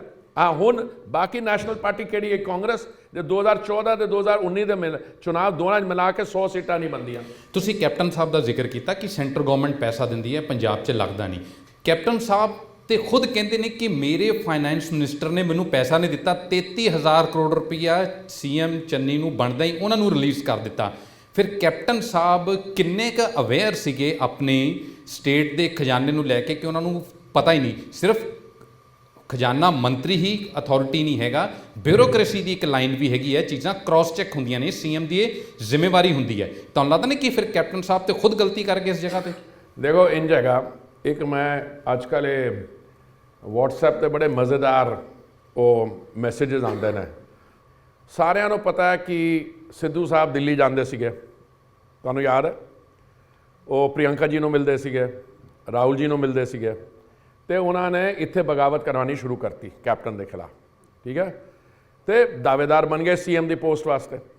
ਤੇ ਇਸ ਵੀਡੀਓ ਜਿਹੜਾ ਆਇਆ ਛੋਟਾ, ਉਹ ਨਾ ਜੀ ਵਾਹ ਜੀ ਵਾਹ, ਰਾਹੁਲ ਜੀ ਦਾ ਸੀਗਾ, ਤੇ ਸਿੱਧੂ ਕਹਿੰਦਾ ਵਾਹ ਜੀ ਵਾਹ ਸਿੱਧੂ ਸਾਹਿਬ, ਇਹ ਤਾਂ ਪੱਪੂ ਹੀ ਤੁਹਾਡਾ ਬੇਵਕੂਫ ਬਣਾ ਗਿਆ। ਇਹਦਾ ਬੈਕਗ੍ਰਾਉਂਡ ਪਤਾ ਤੁਹਾਨੂੰ? ਇਸ ਮੈਸੇਜ ਦਾ ਬੈਕਗ੍ਰਾਉਂਡ ਇਹ ਬਿਕਰਮ ਸਿੰਘ ਮਜੀਠੀਆ ਦੀ ਸਟੇਟਮੈਂਟ ਸੀਗੀ, ਜਿਨ੍ਹਾਂ ਦਾ ਨਾਮ ਤੁਸੀਂ ਥੋੜੀ ਦੇਰ ਪਹਿਲਾਂ ਲਿਆ। ਮੈਂ ਉਸ ਤੇ ਆ ਰਿਹਾ, ਮੈਂ ਉੱਥੇ ਆ ਰਿਹਾ, ਪਹੁੰਚ ਰਿਹਾ। ਜਦੋਂ ਰਾਹੁਲ ਜੀ ਆਏ ਸੀ ਇੱਥੇ, ਤੇ ਉਹਨਾਂ ਨੇ ਇੱਕ ਪ੍ਰੈਸ ਕਾਨਫਰੰਸ ਸੀਗੀ, ਮੈਨੂੰ ਜਦ ਤੱਕ ਯਾਦ ਆ ਜਾਖੜ ਜੀ ਵੀ ਬੈਠੇ ਸੀਗੇ, ਸਿੱਧੂ ਜੀ ਵੀ ਬੈਠੇ ਸੀਗੇ, ਕੀ ਨਾਮ ਉਹਦਾ, ਚੰਨੀ ਜੀ ਵੀ ਬੈਠੇ ਸੀਗੇ, ਤੇ बड़ी स्टेटमेंट की थी, बड़ी मज़ेदार स्टेटमेंट सी। इनके उसको काटिए, उसमें से खून निकलेगा और खून में पंजाब लिखा होगा। ये सिद्धू साहब दोबारा कह रहे, हाँ, पर हमने चन्नी जी को इसलिए बनाया कि वो गरीब व्यक्ति है। मैं बड़ा इंप्रैस होया, मैं अपने साथी ने पूछा, मैं कहा वो वो जी चुनाव की डिक्लेरेशन होंगी वो कढ़ी यार कि ना ये एसेट्स किन्ने डिक्लेयर्ड ने, मैं सिर्फ डिक्लेयर्ड एसेट्स की गल कर रहा। हाँ, मानू मैं बड़ा इंप्रैस होया, मैं जे मन गए गरीब होए तो इहो जिहा होए, जिहदे डिक्लेयर्ड एसेट 10 करोड़ के होन, जिहदे कोल गड्डियां होन मिला के 1 करोड़ दियां, समझे। तो ये देखिए, अगर आप ਪੁਰੀ ਸਾਹਿਬ ਮੈਂ ਤੁਹਾਨੂੰ ਟੋਕ ਰਿਹਾ, ਮੈਨੂੰ ਲੱਗਦਾ कि टोकरे मजेदार, ਮੈਨੂੰ ਤਾਂ ਮਜ਼ਾ ਆ ਰਿਹਾ। ਬੀਜੇਪੀ ਇੱਥੇ ਵੀ ਗਲਤੀ ਕਰ ਗਈ। ਜੇ ਰਾਹੁਲ ਗਾਂਧੀ ਇਹ ਗੱਲ ਕਹਿ ਗਏ ਕਿ ਅਸੀਂ ਇੱਕ ਸੀਐਮ ਇੱਕ ਗਰੀਬ ਘਰ ਤੋਂ ਬਣਾਉਣਾ ਚਾਹੁੰਦੇ ਹਾਂ, ਜੇ ਬੀਜੇਪੀ ਬੈਸਟ ਕਾਊਂਟਰ ਇਹ ਕਰ ਸਕਦੀ ਸੀਗੀ ਕਿ ਫਿਰ ਰਾਹੁਲ ਗਾਂਧੀ ਇਹ ਵੀ ਅਨਾਉਂਸ ਕਰਨ ਕਿ ਅਸੀਂ ਪੀਐਮ ਕੈਂਡੀਡੇਟ ਵੀ ਗਰੀਬ ਘਰ ਤੋਂ ਦੇਵਾਂਗੇ। ਇਹ ਕਿਉਂ ਨਹੀਂ ਬੀਜੇਪੀ ਨੇ ਇਸ ਤਰ੍ਹਾਂ ਦੇ ਨਾਲ ਕਿਉਂ ਨਹੀਂ ਕਾਊਂਟਰ ਕੀਤਾ? ਮਤਲਬ ਨੈਸ਼ਨਲ ਲੈਵਲ ਤੇ ਤੁਸੀਂ ਕਾਊਂਟਰ ਕਰ ਸਕਦੇ ਸੀ। ਬੀਜੇਪੀ ਦਾ ਨਹੀਂ ਤੁਸੀਂ ਇਸ ਤੇ ਦੇਖੋ, ਕਦੀ ਕਦੀ ਕੋਈ ਬੇਵਕੂਫੀ ਦੀ ਸਟੇਟਮੈਂਟ ਕਰ ਜਾਂਦਾ ਹੈ ਨਾ, you don't dignify it with a comment. Modi ji ਕਿੱਥੋਂ ਆਏ ਨੇ, ਉਹਨਾਂ ਦਾ ਆਪਣਾ ਹੀ ਮੰਤਰੀ ਸੀਗਾ ਕਿ ਨਾ ਮਨੀਸ਼ੰਕਰ ਅਈਅਰ, ਉਹਨਾਂ ਨੇ ਕਹਾ ਇਹ ਚਾय ਵਾਲੇ ਕੋ ਨਹੀਂ ਦੇਣੀ, ਉਹ ਚਾय ਵਾਲਾ ਕਰਕੇ ਕਿੱਥੇ ਦਾ ਕਿੱਥੇ ਪਹੁੰਚ ਗਿਆ। ਹੁਣ ਪੱਪੂ ਨੂੰ ਚਾय ਵਾਲੇ ਨਾਲ ਕੰਪੇਅਰ ਕਰਨ ਵਾਸਤੇ ਤੁਸੀਂ ਯਾਰ ਮੇਰੇ ਕੋਲ ਗੁਸਤਾਖੀ ਕਰਵਾਓਗੇ, ਇੰਜ ਨਾ ਕਰਨਾ। ਪਰ ਬੀਜੇਪੀ ਸਹੀ ਢੰਗ ਦੇ ਨਾਲ ਕਾਊਂਟਰ ਕਰ ਸਕਦੀ ਸੀਗੀ। ਉਹਨੇ ਸਾਨੂੰ ਜ਼ਰੂਰਤ ਹੀ ਨਹੀਂ ਹੈ। ਕਈ ਗੱਲਾਂ ਹੁੰਦੀਆਂ ਨੇ ਕਈ ਬਗੈਰ, ਉਹ ਕਹਿੰਦੇ QED का मतलब मैं क्वाडा में डेमोन्स्ट्रेटम कैसे वही होता ना, स्टैंड्स प्रूव्ड। और महाराज ये जी गरीबी की पॉलिटिक्स मैं तुहानूं दसना, 70 साल 75 साल की साडी जी life as an independent country Congress का रहा। की नारा सीगा? गरीबी हटाओ। अच्छा, इस परिवार विच मैं परिवार वास्ते आना चाहना 2 मिनट वास्ते। इस परिवार विच इन्हों ने 2 कंस्टिट्यूएंसीज है यूपी, और मैं इसलिए कह रहा क्योंकि मैं खुद यूपी तो इलैक्टेड हाँ। एक है रायबरेली, दूसरा है अमेठी। मैं तुहानूं दोनों को रिक्वेस्ट करना एक बारी उत्थे चक्कर ला लो। हुण तो स्मृति जी ने टेक ओवर किया, एक ठीक हो गई है थोड़ी। सब तो कम डिवेलपमेंट, सब तो घट डिवेलपमेंट उन्होंने उत्थे रखी है। ये इन्हां दा मॉडल है, लोगों को डिवेलपमेंट तो दूर रखो, अपना वो बढ़ाओ। तरी गरीबी हटांदियां हटांदियां इन्हों 70 साल हो गए तो गरीबी नहीं हटी। फिर मोदी जी आए 2014, हुण मैं तुहानूं आंकड़े देंगा। शुक्र है कि जदों महामारी आई तो दिल्ली च इहो जी सरकार सीगी जो 80 करोड़ तो ज़्यादा लोगों को दिन का 3 टाइम का खाना राशन दिता। 170 करोड़ वैक्सीन डोज डिस्ट्रीब्यूट हुई फ्री ऑफ कॉस्ट। देखो ਭਾਰਤੀ ਜਨਤਾ ਪਾਰਟੀ ਦਾ ਮਾਡਲ ਹੈ। ਤੁਸੀਂ ਸਾਡਾ 2014 ਦਾ ਤੇ 2019 ਦਾ ਘੋਸ਼ਣਾ ਪੱਤਰ ਜਾਂ ਸੰਕਲਪ ਪੱਤਰ ਜੋ ਵੀ ਕੱਢ ਕੇ ਦੇਖ ਲਓ, ਜੋ ਵੀ ਅਸੀਂ ਕਿਹਾ ਸਾਰੀਆਂ ਕਮਿਟਮੈਂਟਸ ਅਸੀਂ ਇੰਪਲੀਮੈਂਟ ਕਰਕੇ ਦਿਖਾਈਆਂ ਨੇ। ਹੁਣ ਜੋ ਅਸੀਂ ਕਹਿ ਰਹੇ ਹਾਂ ਪੰਜਾਬ ਵਾਸਤੇ, ਅਗਰ ਪੰਜਾਬ ਦੇ ਐਵਰੇਜ ਵੋਟਰ ਨੂੰ ਇਹ ਚੀਜ਼ ਇਸ ਦੀ ਰਿਅਲਾਈਜੇਸ਼ਨ ਹੋ ਜਾਂਦੀ ਹੈ ਕਿ ਪੰਜਾਬ ਨੂੰ ਇਸ ਸਿਚੁਏਸ਼ਨ ਚੋਂ ਨਿਕਲਣੇ ਵਾਸਤੇ ਜੋ ਡਿਵੈਲਪਮੈਂਟ ਚਾਹੀਦੀ ਹੈ ਉਹ ਸਿਰਫ ਬੀਜੇਪੀ ਲਿਆ ਸਕਦੀ ਹੈ, ਉਹ ਤਾਂ ਬਿਲਕੁਲ ਕਲੀਅਰ ਹੈ। ਇਹ ਨਹੀਂ ਕਹਿ ਰਿਹਾ ਮੈਂ, ਬਾਕੀ ਲੋਕ ਵੀ ਪ੍ਰੋਮਿਸ ਕਰਨਗੇ ਕਿ ਜੋ ਜਿਨ ਕਿਸਾਨों पे ਜਿਨ੍ਹਾਂ ਦੇ ਕਰਜ਼ਾ ਹੈਗਾ ਉਹ ਅਸੀਂ ਮਾਫ ਕਰ ਦੇਵਾਂਗੇ, ਪਰ ਉਹ ਕਰ ਨਹੀਂ ਪਾਣਗੇ। ਉਹ ਕਰ ਇਸ ਲਈ ਨਹੀਂ ਪਾਣਗੇ ਕਿਉਂਕਿ ਇਹਨਾਂ ਨੇ ਬੇਵਕੂਫੀ ਦੀਆਂ ਨੀਤੀਆਂ ਦੇ ਕਾਰਨ 3 ਲੱਖ ਕਰੋੜ ਦਾ ਕਰਜ਼ਾ ਆਲਰੇਡੀ ਲੈ ਲਿਆ। ਸੈਂਟਰਲ ਗਵਰਨਮੈਂਟ ਇਸ ਲਈ ਕਰੇਗੀ ਬੀਜੇਪੀ ਦੀ ਕਿਉਂਕਿ ਸਾਡਾ ਕੈਪੀਟਲ ਐਕਸਪੈਂਡੀਚਰ 35% ਵੱਧ ਕੇ 5.5 ਲੱਖ ਕਰੋੜ ਤੋਂ 7.5 ਲੱਖ ਕਰੋੜ ਜਾ ਰਿਹਾ। ਅਸੀਂ ਕਿਹਾ 1 ਲੱਖ ਕਰੋੜ ਅਸੀਂ ਪੰਜਾਬ ਤੇ ਲਗਾ ਦਾਂਗੇ। ਮੋਦੀ ਜੀ ਨੇ ਜੋ ਇੰਡੀਆ ਭਾਰਤ ਬਾਕੀ ਸਟੇਟਸ ਵਾਸਤੇ ਕੀਤਾ ਹੈ, ਜੋ ਸੈਂਟਰਲ ਗਵਰਨਮੈਂਟ ਦੀਆਂ ਸਕੀਮਸ ਉਹ ਇੱਕ ਹੈਗੀਆਂ। ਪੰਜਾਬ ਦੀ ਜੋ ਸਿਚੁਏਸ਼ਨ ਹੈ ਤੇ ਉਸ ਨੂੰ ਕਿਸ ਤਰ੍ਹਾਂ ਸੁਧਾਰਿਆ ਜਾ ਸਕਦਾ, ਕਿਉਂਕਿ ਅਸੀਂ ਅਗਰ ਉਹਨੂੰ ਨਹੀਂ ਸੁਧਾਰਾਂਗੇ ਤੇ ਇਹ ਜਿਹੜੀ ਮਾਫੀਆਜ਼ ਹੈਗੀਆਂ ਲੈਂਡ ਸੈਂਡ ਲਿਕਰ ਬਾਕੀ ਕਿਸਮ ਦੀਆਂ ਮਾਫੀਆਂ ਤੇ ਬਾਕੀ ਜੋ ਬਾਰਡਰ ਸਟੇਟ ਵਿੱਚ ਹੋ ਰਿਹਾ। ਪੁਰੀ ਸਾਹਿਬ ਇੱਕ ਹੋਰ ਚੀਜ਼ ਤੁਸੀਂ ਕਿਹਾ ਕਿ ਹਰ ਸੈਕਸ਼ਨ ਤੱਕ ਪਹੁੰਚਣਾ ਹੁੰਦਾ। ਤੁਸੀਂ ਸਿੱਖੋ ਜਦੋਂ ਅਫਗਾਨਿਸਤਾਨ ਤੋਂ ਗੁਰੂ ਗ੍ਰੰਥ ਸਾਹਿਬ ਦੇ ਸਰੂਪ ਆਏ ਸੀਗੇ, ਤੁਸੀਂ ਉਹਨਾਂ ਨੂੰ ਰਿਸੀਵ ਕਰਨਗੇ, ਬੜਾ ਐਪਰੀਸ਼ੀਏਟ ਕੀਤਾ ਉਸ ਨੂੰ ਸਾਰੇ ਸੈਕਸ਼ਨ ਨੇ। GST ਹਟਾ ਦਿੱਤੀ ਲੰਗਰ ਤੋਂ, ਕੁਝ ਕਾਲੀ ਸੂਚੀ ਦੇ ਵੀ ਤੁਸੀਂ ਹਟਾ ਦਿੱਤਾ। ਕਾਲੀ ਸੂਚੀ ਦਾ ਬੜਾ ਪੁਰਾਣਾ ਮੁੱਦਾ ਸੀਗਾ। ਸਿੱਖਾਂ ਦੇ ਨਜ਼ਦੀਕ ਹੋਣ ਦੀ ਬੀਜੇਪੀ ਨੇ ਕਾਫੀ ਕੋਸ਼ਿਸ਼ ਕੀਤੀ, ਪਰ ਬੀਜੇਪੀ ਨੂੰ ਸਿੱਖਾਂ ਨੇ ਉਸ ਤਰ੍ਹਾਂ ਐਕਸੈਪਟ ਕਿਉਂ ਨਹੀਂ ਕੀਤਾ? ਬੀਜੇਪੀ ਸਿੱਖਾਂ ਦੀ ਪਹਿਲੀ ਚੁਆਇਸ ਕਿਉਂ ਨਹੀਂ ਬਣ ਪਾਈ ਵੱਡੇ ਫੈਸਲੇ ਲੈਣ ਦੇ ਬਾਵਜੂਦ ਵੀ? ਇੱਕ ਚੀਜ਼ ਇਹਦੇ ਨਾਲ ਇੱਕ ਸਪਲੀਮੈਂਟਰੀ ਸਵਾਲ ਹੈ, ਆਨਸਰ ਉਹਦਾ ਵੀ ਦਿਓ ਤੁਸੀਂ। ਹੁਣ ਜਦੋਂ ਬੰਦੀ ਸਿੰਘਾਂ ਦੀ ਰਿਹਾਈ ਦਾ ਮਸਲਾ ਚੱਲ ਰਿਹਾ ਹੈਗਾ, ਕੀ ਬੀਜੇਪੀ ਉਸ ਤੇ ਫੈਸਲਾ ਲੈ ਸਕਦੀ ਆਉਣ ਵਾਲੇ ਦਿਨਾਂ ਦੇ ਵਿੱਚ? ਕਿਸ ਚੀਜ਼ ਤੇ? ਬੰਦੀ ਸਿੰਘਾਂ ਦੀ ਰਿਹਾਈ, ਜਿਹੜੇ ਸਿੱਖ ਸਜ਼ਾਵਾਂ ਪੂਰੀਆਂ ਕਰ ਚੁੱਕੇ ਨੇ, ਜਿਸ ਤਰ੍ਹਾਂ ਦੇ ਨਾਲ ਦਵਿੰਦਰਪਾਲ ਭੁੱਲਰ ਵੀ ਹੈ, ਉਹਨਾਂ ਨੂੰ ਰਿਹਾ ਕਰਨ ਦੀ ਜਿਹੜੀ ਗੱਲ ਚੱਲ ਰਹੀ ਹੈ। ਪਹਿਲੀ ਗੱਲ ਤਾਂ ਇਹ ਹੈ ਕਿ ਇੱਕ ਸੁਜੈਸਟ ਕਰਨਾ ਕਿ ਮੋਦੀ ਜੀ ਨੇ ਤੇ ਕੇਂਦਰੀ ਸਰਕਾਰ ਨੇ ਸਿੱਖਾਂ ਦੇ ਕਰੀਬ ਆਉਣ ਦੀ ਕੋਸ਼ਿਸ਼ ਕੀਤੀ ਹੈ, ਉਹ ਇੱਕ ਪਰਸੈਪਸ਼ਨ ਹੈ। Actually it is much more than that. Modi ji the commitment ਸਿੱਖਾਂ ਨਾਲ ਸ਼ੁਰੂ ਤੋਂ ਰਹੀ ਹੈ। ਜੋ ਤੁਸੀਂ ਚੀਜ਼ਾਂ ਗਿਣਵਾ ਰਹੇ ਹੋ, ਐਕਸੈਪਟੈਂਸ ਦੀ ਗੱਲ ਕਰ ਰਿਹਾ ਸਰ ਨਾ, ਜੋ ਤੁਸੀਂ ਚੀਜ਼ਾਂ ਗਿਣਵਾ ਰਹੇ ਹੋ 2014 ਦੀਆਂ ਹੀ ਗਿਣਵਾਓਗੇ ਨਾ, 2014 ਦੇ ਬਾਅਦ ਦੀਆਂ। ਬਲੈਕ ਲਿਸਟ ਜੋ ਹੈ ਉਹਨੂੰ ਖਤਮ ਕਰਨਾ, ਕਰਤਾਰਪੁਰ ਸਾਹਿਬ ਲਹਿੰਗਾ ਜੋ ਬੜੀ ਪੁਰਾਣੀ ਡਿਮਾਂਡ ਸੀ, ਉਹਦੇ ਜਦੋਂ ਪ੍ਰਧਾਨ ਮੰਤਰੀ ਬਣੇ ਨੇ ਉਹਨਾਂ ਨੇ ਕਰਕੇ ਦਿਖਾ ਦਿੱਤਾ। ਠੀਕ ਹੈ। ਮੈਂ ਦੂਜੀ ਚੀਜ਼ ਕਹਿਣਾ, ਦਰਬਾਰ ਸਾਹਿਬ ਤੇ ਜਦੋਂ ਹਮਲਾ ਹੋਇਆ ਕਿਸਨੇ ਕਰਾਇਆ ਸੀਗਾ? ਕਾਂਗਰਸ ਦੀ ਸਰਕਾਰ ਸੀਗੀ। ਤੇ ਉਹ ਕਿਉਂ ਸਿੱਖਾਂ ਦੇ ਇਤਨੇ ਕਲੋਜ਼, ਸਿੱਖ ਕਾਂਗਰਸ ਪਾਰਟੀ ਦੇ ਇਤਨੇ ਕਲੋਜ਼ ਹੋ ਗਏ ਨੇ? ਇਹਨਾਂ ਦੋ ਚੀਜ਼ਾਂ 'ਚ ਰਿਲੇਸ਼ਨਸ਼ਿਪ ਨਹੀਂ ਹੁੰਦੀ ਹੈ। ਮੈਂ ਕੁਝ ਹੋਰ ਕਹਿ ਰਿਹਾ, ਮੈਂ ਇਹ ਕਹਿ ਰਿਹਾ ਕਿ ਸਾਡੀ ਜਿਹੜੀ ਪ੍ਰੋਬਲਮ ਸਿੱਖ ਕਮਿਊਨਿਟੀ ਨਾਲ ਵੀ ਰਹੀ ਹੈ, ਉਹ ਇਸ ਲਈ ਰਹੀ ਹੈ ਕਿ ਅਸੀਂ ਜੂਨੀਅਰ ਪਾਰਟਨਰ ਆ। ਉਹ ਇਹ ਕਹਿੰਦੇ ਰਹੇ ਨੇ ਸਿੱਖੀ ਦੇ ਠੇਕਾ ਸਾਡੇ ਕੋਲ ਹੈ, ਇਹ ਹਿੰਦੂ ਪਾਰਟੀ ਹੈ ਅਰਬਨ ਏਰੀਆ ਦਾ। ਬਿਲਕੁਲ ਗਲਤ ਗੱਲ ਹੈ। ਤਾਂ ਉਹੀ ਮੈਂ ਕਹਿ ਰਿਹਾ, ਤੁਹਾਨੂੰ ਲੱਗਦਾ ਕਿ ਪਿੱਛੇ ਰਹਿ ਗਏ ਸਿੱਖ ਸੈਕਸ਼ਨ ਨੇ ਬੀਜੇਪੀ ਨੂੰ ਉਸ ਤਰ੍ਹਾਂ ਦੇ ਨਾਲ ਐਕਸੈਪਟ ਕੀਤਾ ਹੀ ਨਹੀਂ, ਜਾਂ ਤੁਸੀਂ ਪਹੁੰਚ ਨਹੀਂ ਪਾਏ ਜਾਂ ਐਕਸੈਪਟ ਨਹੀਂ ਹੋਏ? ਪਹੁੰਚ ਨਹੀਂ ਪਾਏ ਤੁਸੀਂ। ਅਗਰ ਇੱਕ ਪਾਰਟਨਰਸ਼ਿਪ ਹੈ, ਅਸੀਂ ਜੂਨੀਅਰ ਪਾਰਟਨਰ ਬਣ ਗਏ। ਉਹਨਾਂ ਨੇ ਹਮੇਸ਼ਾ ਇਹ ਪ੍ਰਚਾਰ ਕੀਤਾ ਕਿ ਸਿੱਖ ਪਾਰਟੀ ਉਹਨੇ ਉਹ ਰਿਲੀਜਨ ਨੋ ਪੋਲਿਟਿਕਸ ਲਿਆ ਕੇ ਉਹਨਾਂ ਨੇ ਕੀ ਕੀਤਾ, ਗੁਰਦੁਆਰੇ ਦੀ politics. I don't want to go into it here. ਠੀਕ ਹੈ। ਦੇਖੋ ਸਿੱਖ ਸੰਗਤ ਜਿਹੜੀ ਹੈਗੀ, ਪਿਛਲੇ ਜੋ ਮੋਦੀ ਸਾਹਿਬ ਨੇ ਜੋ ਡਿਸੀਜਨ ਲਿੱਤੇ ਨੇ ਬਾਲ ਦਿਵਸ ਐਟਸੈਟਰਾ, ਤੁਸੀਂ ਦੇਖੋ ਬਾਹਰੋਂ ਕੀ ਹੋ। ਦੇਖੋ ਬਾਹਰ ਜਿਹੜੀ ਸਾਡੀ NRI ਕਮਿਊਨਿਟੀ ਹੈ, ਚਾਹੇ ਉਹ ਬਰਮਿੰਗਮ UK 'ਚ ਹੋਏ, USA 'ਚ, ਵੈਸਟ ਕੋਸਟ ਤੇ ਈਸਟ ਕੋਸਟ ਤੇ ਕੈਨੇਡਾ, ਹੁਣ ਉਹਨਾਂ ਦੀ ਤੁਸੀਂ ਟੈਂਡੈਂਸੀ ਦੇਖੋ, ਉਹਨਾਂ ਦੇ ਕਮੈਂਟਸ ਦੇਖੋ ਤੇ ਬੜੇ ਅਲੱਗ ਹੈਗੇ, ਕਿਉਂਕਿ ਉਹਨਾਂ ਨੂੰ ਵੀ ਇਹ ਮੈਸੇਜ ਜਾ ਰਿਹਾ ਸਾਡੀ ਕਮਿਟਮੈਂਟ, ਭਾਰਤੀ ਜਨਤਾ ਪਾਰਟੀ ਦੀ ਕਮਿਟਮੈਂਟ, ਮੋਦੀ ਜੀ ਦੀ ਕਮਿਟਮੈਂਟ ਸਿੱਖੀਜ਼ਮ ਵਾਸਤੇ ਇਸ ਵਕਤ ਤੋਂ ਪਹਿਲੇ ਦੀ ਹੈ।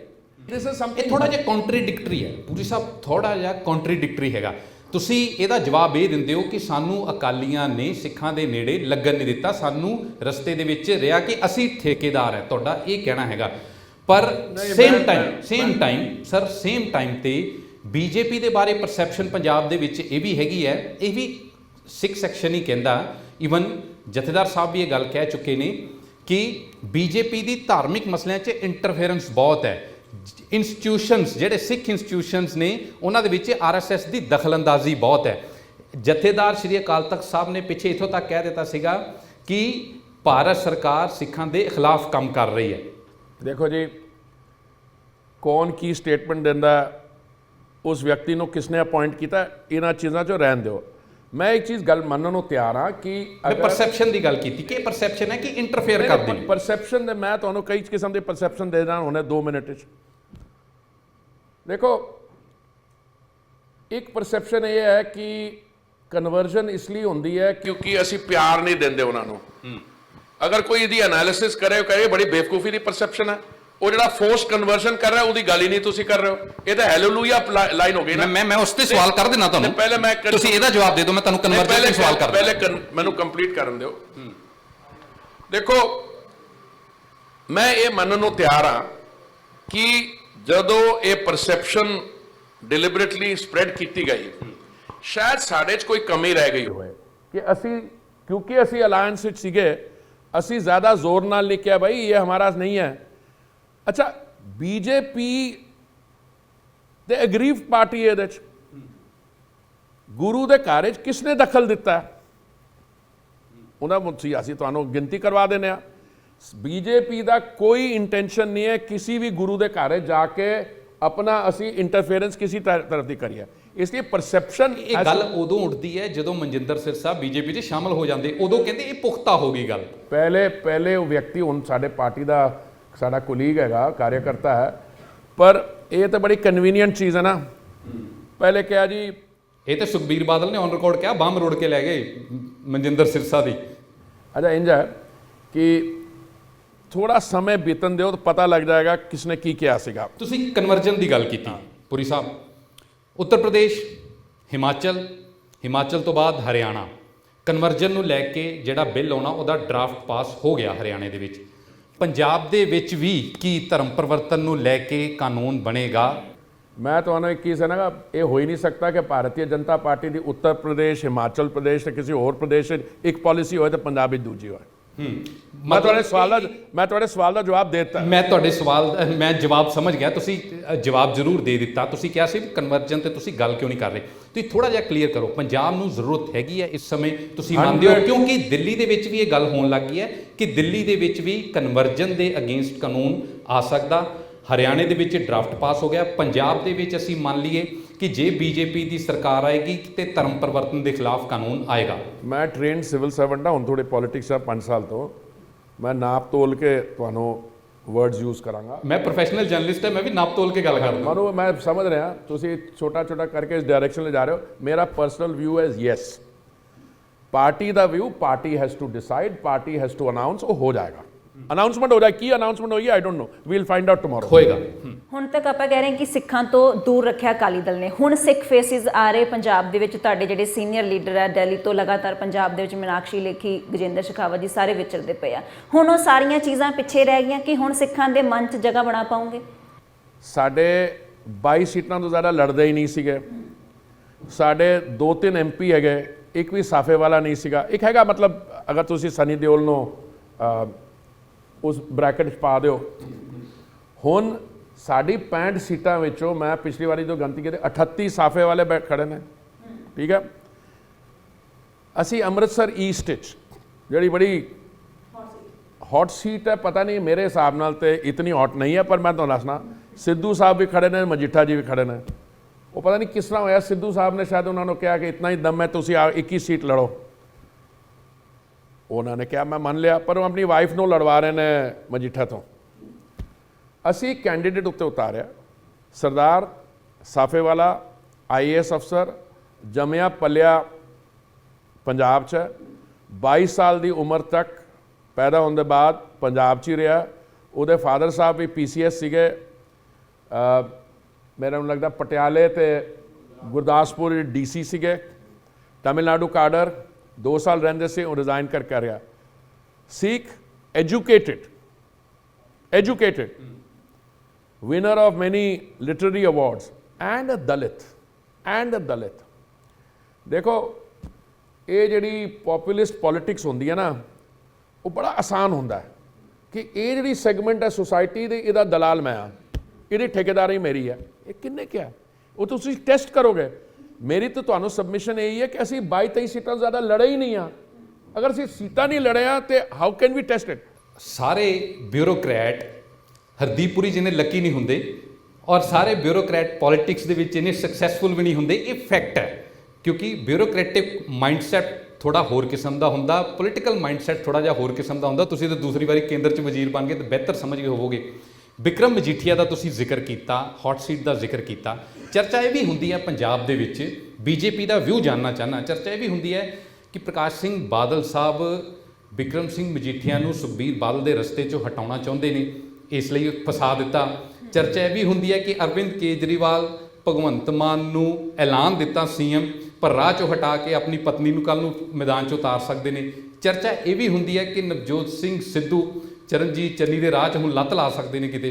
ਬੀਜੇਪੀ ਦੂਰ ਬੈਠ ਕੇ ਸਵਾਦ ਲੈ ਰਹੀ ਹੈ। ਸਵਾਦ ਲੈ ਰਹੀ ਹੈ। ਮੈਂ ਤੁਹਾਨੂੰ ਇਹ ਕਹਿ, ਮੈਂ ਜ਼ਰੂਰ ਇਸ ਚੀਜ਼ ਨੂੰ ਜਦੋਂ ਮੈਂ ਚਰਚਾ ਸੁਣਨਾ, ਦੇਖੋ ਅੱਜ ਕੱਲ੍ਹ ਕਿਉਂਕਿ ਚੁਣਾਵ ਹੋਣੇ ਵਾਲੇ ਨੇ, ਤੁਸੀਂ ਪਹਿਲੇ ਇਹਨਾਂ ਦੇ ਤਿੰਨਾਂ ਦੇ ਜਵਾਬ ਦੱਸੋ, ਤਿੰਨਾਂ ਦੇ ਬੀਜੇਪੀ ਦਾ ਮੈਂ ਵੀ ਸੁਣੀ ਇਹ ਗੱਲ। ਇਹ ਬੜੀ ਪਪੂਲਰ ਇੱਕ ਪੁਆਇੰਟ ਆਫ ਵਿਊ ਹੈ। ਪੁਆਇੰਟ ਆਫ ਵਿਊ ਕਿਹੜੀ ਸੁਣੀ ਹੈ? ਤਿੰਨਾਂ ਦੀ ਸੁਣੀ ਹੈ। ਮੇਰੀ ਜਿਹੜੀ ਕੇਜਰੀਵਾਲ ਜੀ ਨਾਲ ਗੱਲ ਹੋਈ ਹੈ, ਮੈਂ ਕੇਜਰੀਵਾਲ ਜੀ ਨੂੰ ਬੜੇ ਮਹੀਨਿਆਂ ਦਾ ਪੁੱਛ ਰਿਹਾ, ਮੇਰੇ ਬੜੇ ਕਲੋਜ਼ ਹੈਗੇ ਕਿਉਂਕਿ ਚੀਫ ਮਿਨਿਸਟਰ ਨੇ ਦਿੱਲੀ ਮੇਰੇ ਨਾਲ ਬੈਠਦੇ ਰਹਿੰਦੇ, ਲੰਚ ਵੰਚ ਵੀ ਕਰਨੇ। ਇਹ ਅਗੇਨ ਇੰਟਰਸਟਿੰਗ ਚੀਜ਼ ਹੈ, ਮੈਂ ਇਸ ਤੇ ਵੀ ਸਵਾਲ ਕਰੂੰਗਾ, ਤੁਸੀਂ ਪਹਿਲੇ ਜਵਾਬ ਦਿਓ। ਪਤਾ ਕੀ ਕਹਿੰਦਾ, ਮੈਂ ਉਹਨਾਂ ਨੂੰ ਮੈਂ ਕਿਹਾ ਤੁਸੀਂ ਸਿੱਖ ਚਿਹਰਾ ਉਤਾਰਨ ਵਾਲੇ ਹੋ, ਕੀ ਹੋ ਰਿਹਾ? ਮੈਂ ਆਪਕੋ ਬਤਾਤਾ ਹੂੰ। 15 ਅਗਸਤ ਨੂੰ ਮੈਂ ਗੱਲ ਕੀਤੀ ਸਵੇਰੇ ਲਾਲ ਕਿਲੇ ਦੇ ਉੱਤੇ ਜਦੋਂ ਸੀ, ਅੱਛਾ ਸ਼ਾਮ को मिलेंगे ਰਾਸ਼ਟਰਪਤੀ ਭਵਨ में बताऊंगा।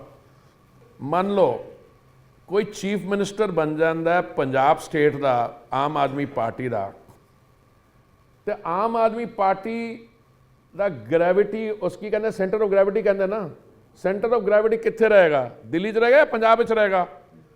ਉਹ ਪਤਾ ਨਹੀਂ ਮਨੂ। ਮੈਂ ਨਹੀਂ ਮੰਨਣ ਨੂੰ ਤਿਆਰ, ਮੈਂ ਪਰਸਨਲੀ ਨਹੀਂ ਮੰਨਣ ਨੂੰ ਤਿਆਰ। ਮੇਰਾ ਕੁਲੀਗ ਹੈ ਪਾਰਲੀਮੈਂਟ, ਭਾਈ ਪਾਰਲੀਮੈਂਟੇਰੀਅਨ ਹੈ, ਕਿ ਆਮ ਆਦਮੀ ਪਾਰਟੀ 'ਚ ਐਸੇ ਕਈ ਸੈਕਸ਼ਨਸ ਹੈਗੇ ਜੋ ਖੁਸ਼ ਨਹੀਂ ਹੋਣਗੇ। ਪਹਿਲੀ ਗੱਲ ਤਾਂ ਬਣੇ ਨਾ ਬਣੇ ਉਹ ਦੂਜੀ ਗੱਲ, ਉਹ ਤਾਂ ਵੋਟਰਸ डिसाइड करेंगे। कई लोग कहते हैं कि अगर बनाना ही है किसी को चीफ मिनिस्टर वहां पे तो मिसेस केजरीवाल बन सकती है। अब लोग कहते हैं it's a point of view, I have no view on it. BJP दी किन्नियां सीटां आनगियां, अगर मैं ਤੁਹਾਨੂੰ ਮਿਸਲੀਡ ਕਰਨਾ ਚਾਹਾਂ ਮੈਂ ਕਹਾਂਗਾ 55 ਆਣਗੀਆਂ, ਪਰ ਮੈਂ ਨਹੀਂ ਕਹਿ ਰਿਹਾ। ਨਹੀਂ, ਮੈਂ ਮੰਨੂਗਾ ਵੀ ਨਹੀਂ। ਤੁਸੀਂ ਪ੍ਰਕਾਸ਼ ਸਿੰਘ ਬਾਦਲ ਔਰ ਬਿਕਰਮ ਸਿੰਘ ਮਜੀਠੀਆ ਦਾ ਜਵਾਬ ਦਿਓ। ਬਿਕਰਮ ਸਿੰਘ ਮਜੀਠੀਆ ਤੇ ਬਾਦਲ ਇਹ ਪੁਰਾਣਾ ਫਾਲਟ ਲਾਈਨਸ ਹੁੰਦੀਆਂ ਨੇ, ਹਰ ਇੱਕ ਪਾਰਟੀ 'ਚ, ਹਰ ਇੱਕ ਫੈਮਿਲੀ 'ਚ ਹੁੰਦੀਆਂ ਨੇ। ਉਹਨਾਂ ਦਾ ਹੋਰ ਵੀ ਇੱਕ ਸਨ ਇਨ ਲਾਅ ਹੈਗਾ, ਇੱਕ ਸਨ ਇਨ ਲਾਅ ਹੈ, ਉਹਦੇ ਬਾਰੇ ਵੀ ਅਸੀਂ ਸੁਣਦੇ ਸੀਗੇ, ਬਾਕੀ ਵੀ ਹੈਗੇ। ਬਟ ਕਿਸੇ ਟਾਈਮ ਤੇ ਸਰਦਾਰ ਪ੍ਰਕਾਸ਼ ਸਿੰਘ ਬਾਦਲ ਨੂੰ ਬਾਬਾ ਬੜਾ ਲੰਬੀ ਉਮਰ ਦੇਵੇ, ਉਹ ਖੁਦ ਵੀ ਇਲੈਕਸ਼ਨ ਲੜ ਰਹੇ ਨੇ, ਸਭ ਕੁਝ ਹੈ। ਬਟ ਜਦੋਂ ਸਕਸੈਸ਼ਨ ਦਾ ਬੈਟਲ ਆਉਂਦਾ ਉਹਦੇ ਕੌਣ ਦਾਅਵੇਦਾਰ ਬਣਦਾ ਹੈ? ਹੁਣ ਚੰਨੀ ਜੀ ਤੇ ਮੈਂ ਸਿੱਧੂ ਤੇ ਆ ਜਾਵਾਂ, ਮੈਂ ਨਹੀਂ ਮੰਨਣ ਨੂੰ ਤਿਆਰ। ਤੁਸੀਂ ਸਭ ਥੋੜਾ ਕਾਈਂਡਲੀ ਕਲੀਅਰ ਕਰ ਦਿਓ ਕਿ ਵਾਕਈ ਇਹ ਗੱਲ ਹੈਗੀ ਹੈ ਕਿ ਪ੍ਰਕਾਸ਼ ਸਿੰਘ ਬਾਦਲ ਸਾਹਿਬ ਬਿਕਰਮ ਮਜੀਠੀਆ ਨੂੰ ਸਾਈਡਲਾਈਨ ਕਰ ਸਕਦੇ ਆ, ਸੁਖਬੀਰ ਬਾਦਲ ਨੂੰ ਅੱਗੇ ਲਿਆਉਣ ਦੀ? ਥੋੜਾ ਕਲੀਅਰ ਕਰ ਦਿਓ। ਇਹ ਤਾਂ ਸਵਾਲ ਤੁਹਾਨੂੰ ਸਰਦਾਰ ਪ੍ਰਕਾਸ਼ ਸਿੰਘ ਜੀ ਨੂੰ ਪੁੱਛਣਾ ਚਾਹੀਦਾ, ਠੀਕ ਹੈ।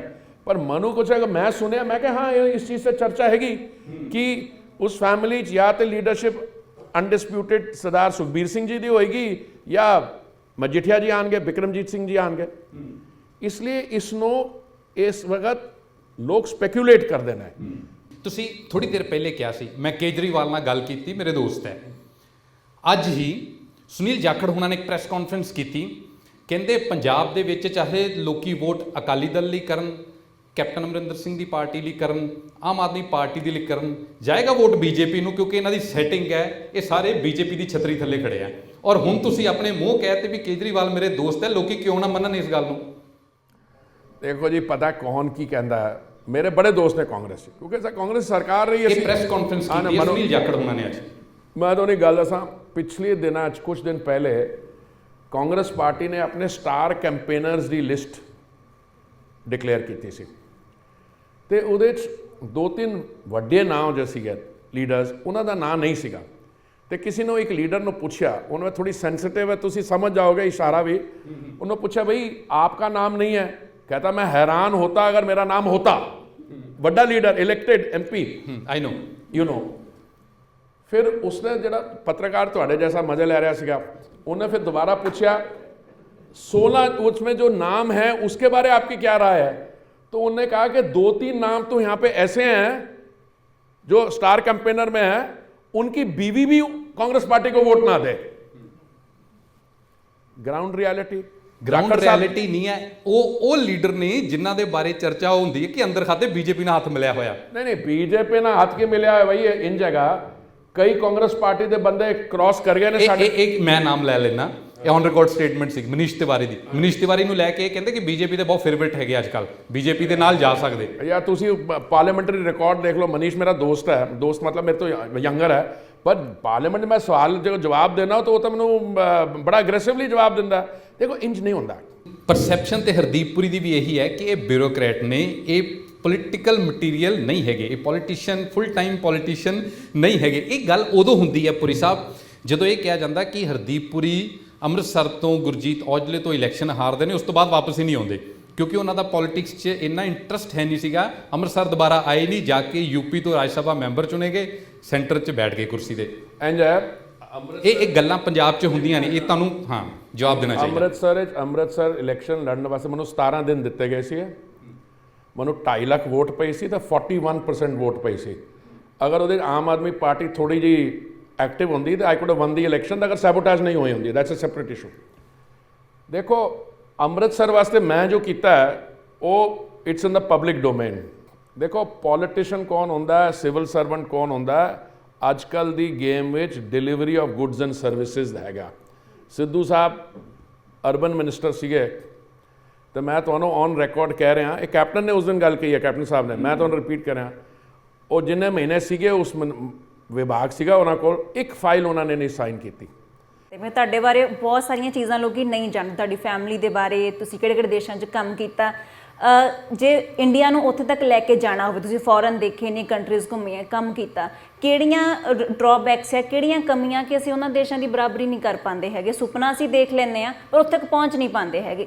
ਦੇਖੋ ਪਹਿਲੀ ਗੱਲ ਤਾਂ ਹੈ ਦੇਸ਼ ਦੇ ਅੰਦਰ ਜਿਹੜਾ ਟੈਂਪਲੇਟ ਹੈਗਾ, ਜਿਹੜਾ ਨੋਰਮ ਹੈ, ਹਰ ਇੱਕ ਸਟੇਟ ਨੂੰ ਉੱਥੇ ਤੱਕ ਪਹੁੰਚਣਾ। ਇਸ ਵਕਤ ਕਿਸੇ ਹੋਰ ਕੰਟਰੀ ਨਾਲ ਬਰਾਬਰੀ ਕਰਨੀ ਉਹ ਤਾਂ ਬਾਅਦ ਹੀ ਹੋਏਗੀ।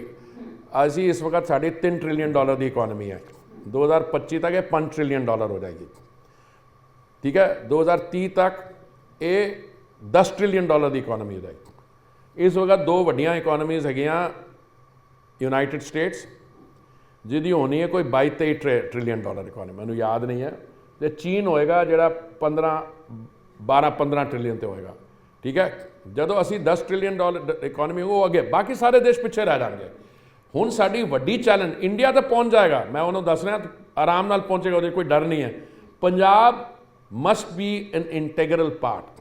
ਇਸ ਵਕਤ ਪੰਜਾਬ ਕੰਟਰੀ ਵਾਈਜ਼ ਚੌਥੇ ਸਥਾਨ ਤੇ, 14th ਸਪॉट ਤੇ ਹੈ। ਠੀਕ ਹੈ, ਪੰਜਾਬ ਪ੍ਰੀਮੀਅਰ ਸਟੇਟ ਸੀਗੀ।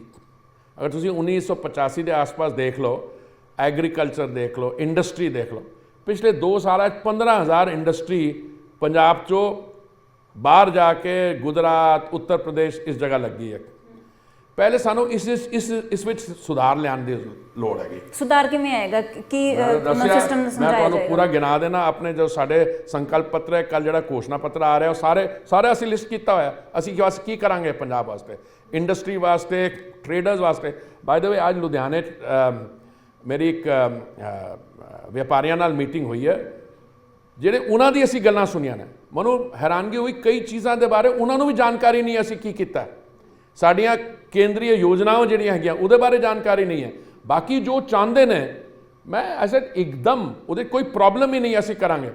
ਪਰ ਇਹਦੇ 'ਚ ਸੈਂਟਰਲ ਗਵਰਨਮੈਂਟ ਤੇ ਸਟੇਟ ਗਵਰਨਮੈਂਟ 'ਚ ਬੜੀ ਤਕੜੀ, ਫ੍ਰੀ, ਫਰੈਂਕ, ਇੰਟੀਗ੍ਰੇਟਿਵ ਪ੍ਰੋਸੈਸ ਦੀ ਲੋੜ ਹੈਗੀ। ਜੇਕਰ ਸਟੇਟ ਦੇ ਵਿੱਚ ਆਪੋਜ਼ਿਟ ਗਵਰਨਮੈਂਟ ਹੋਵੇ ਤਾਂ ਕੀ ਉਹ ਤਾਲਮੇਲ ਨਹੀਂ ਬਣ ਪਾਉਂਦਾ ਹੈਗਾ? ਕਿਹਦਾ ਨਾਲ?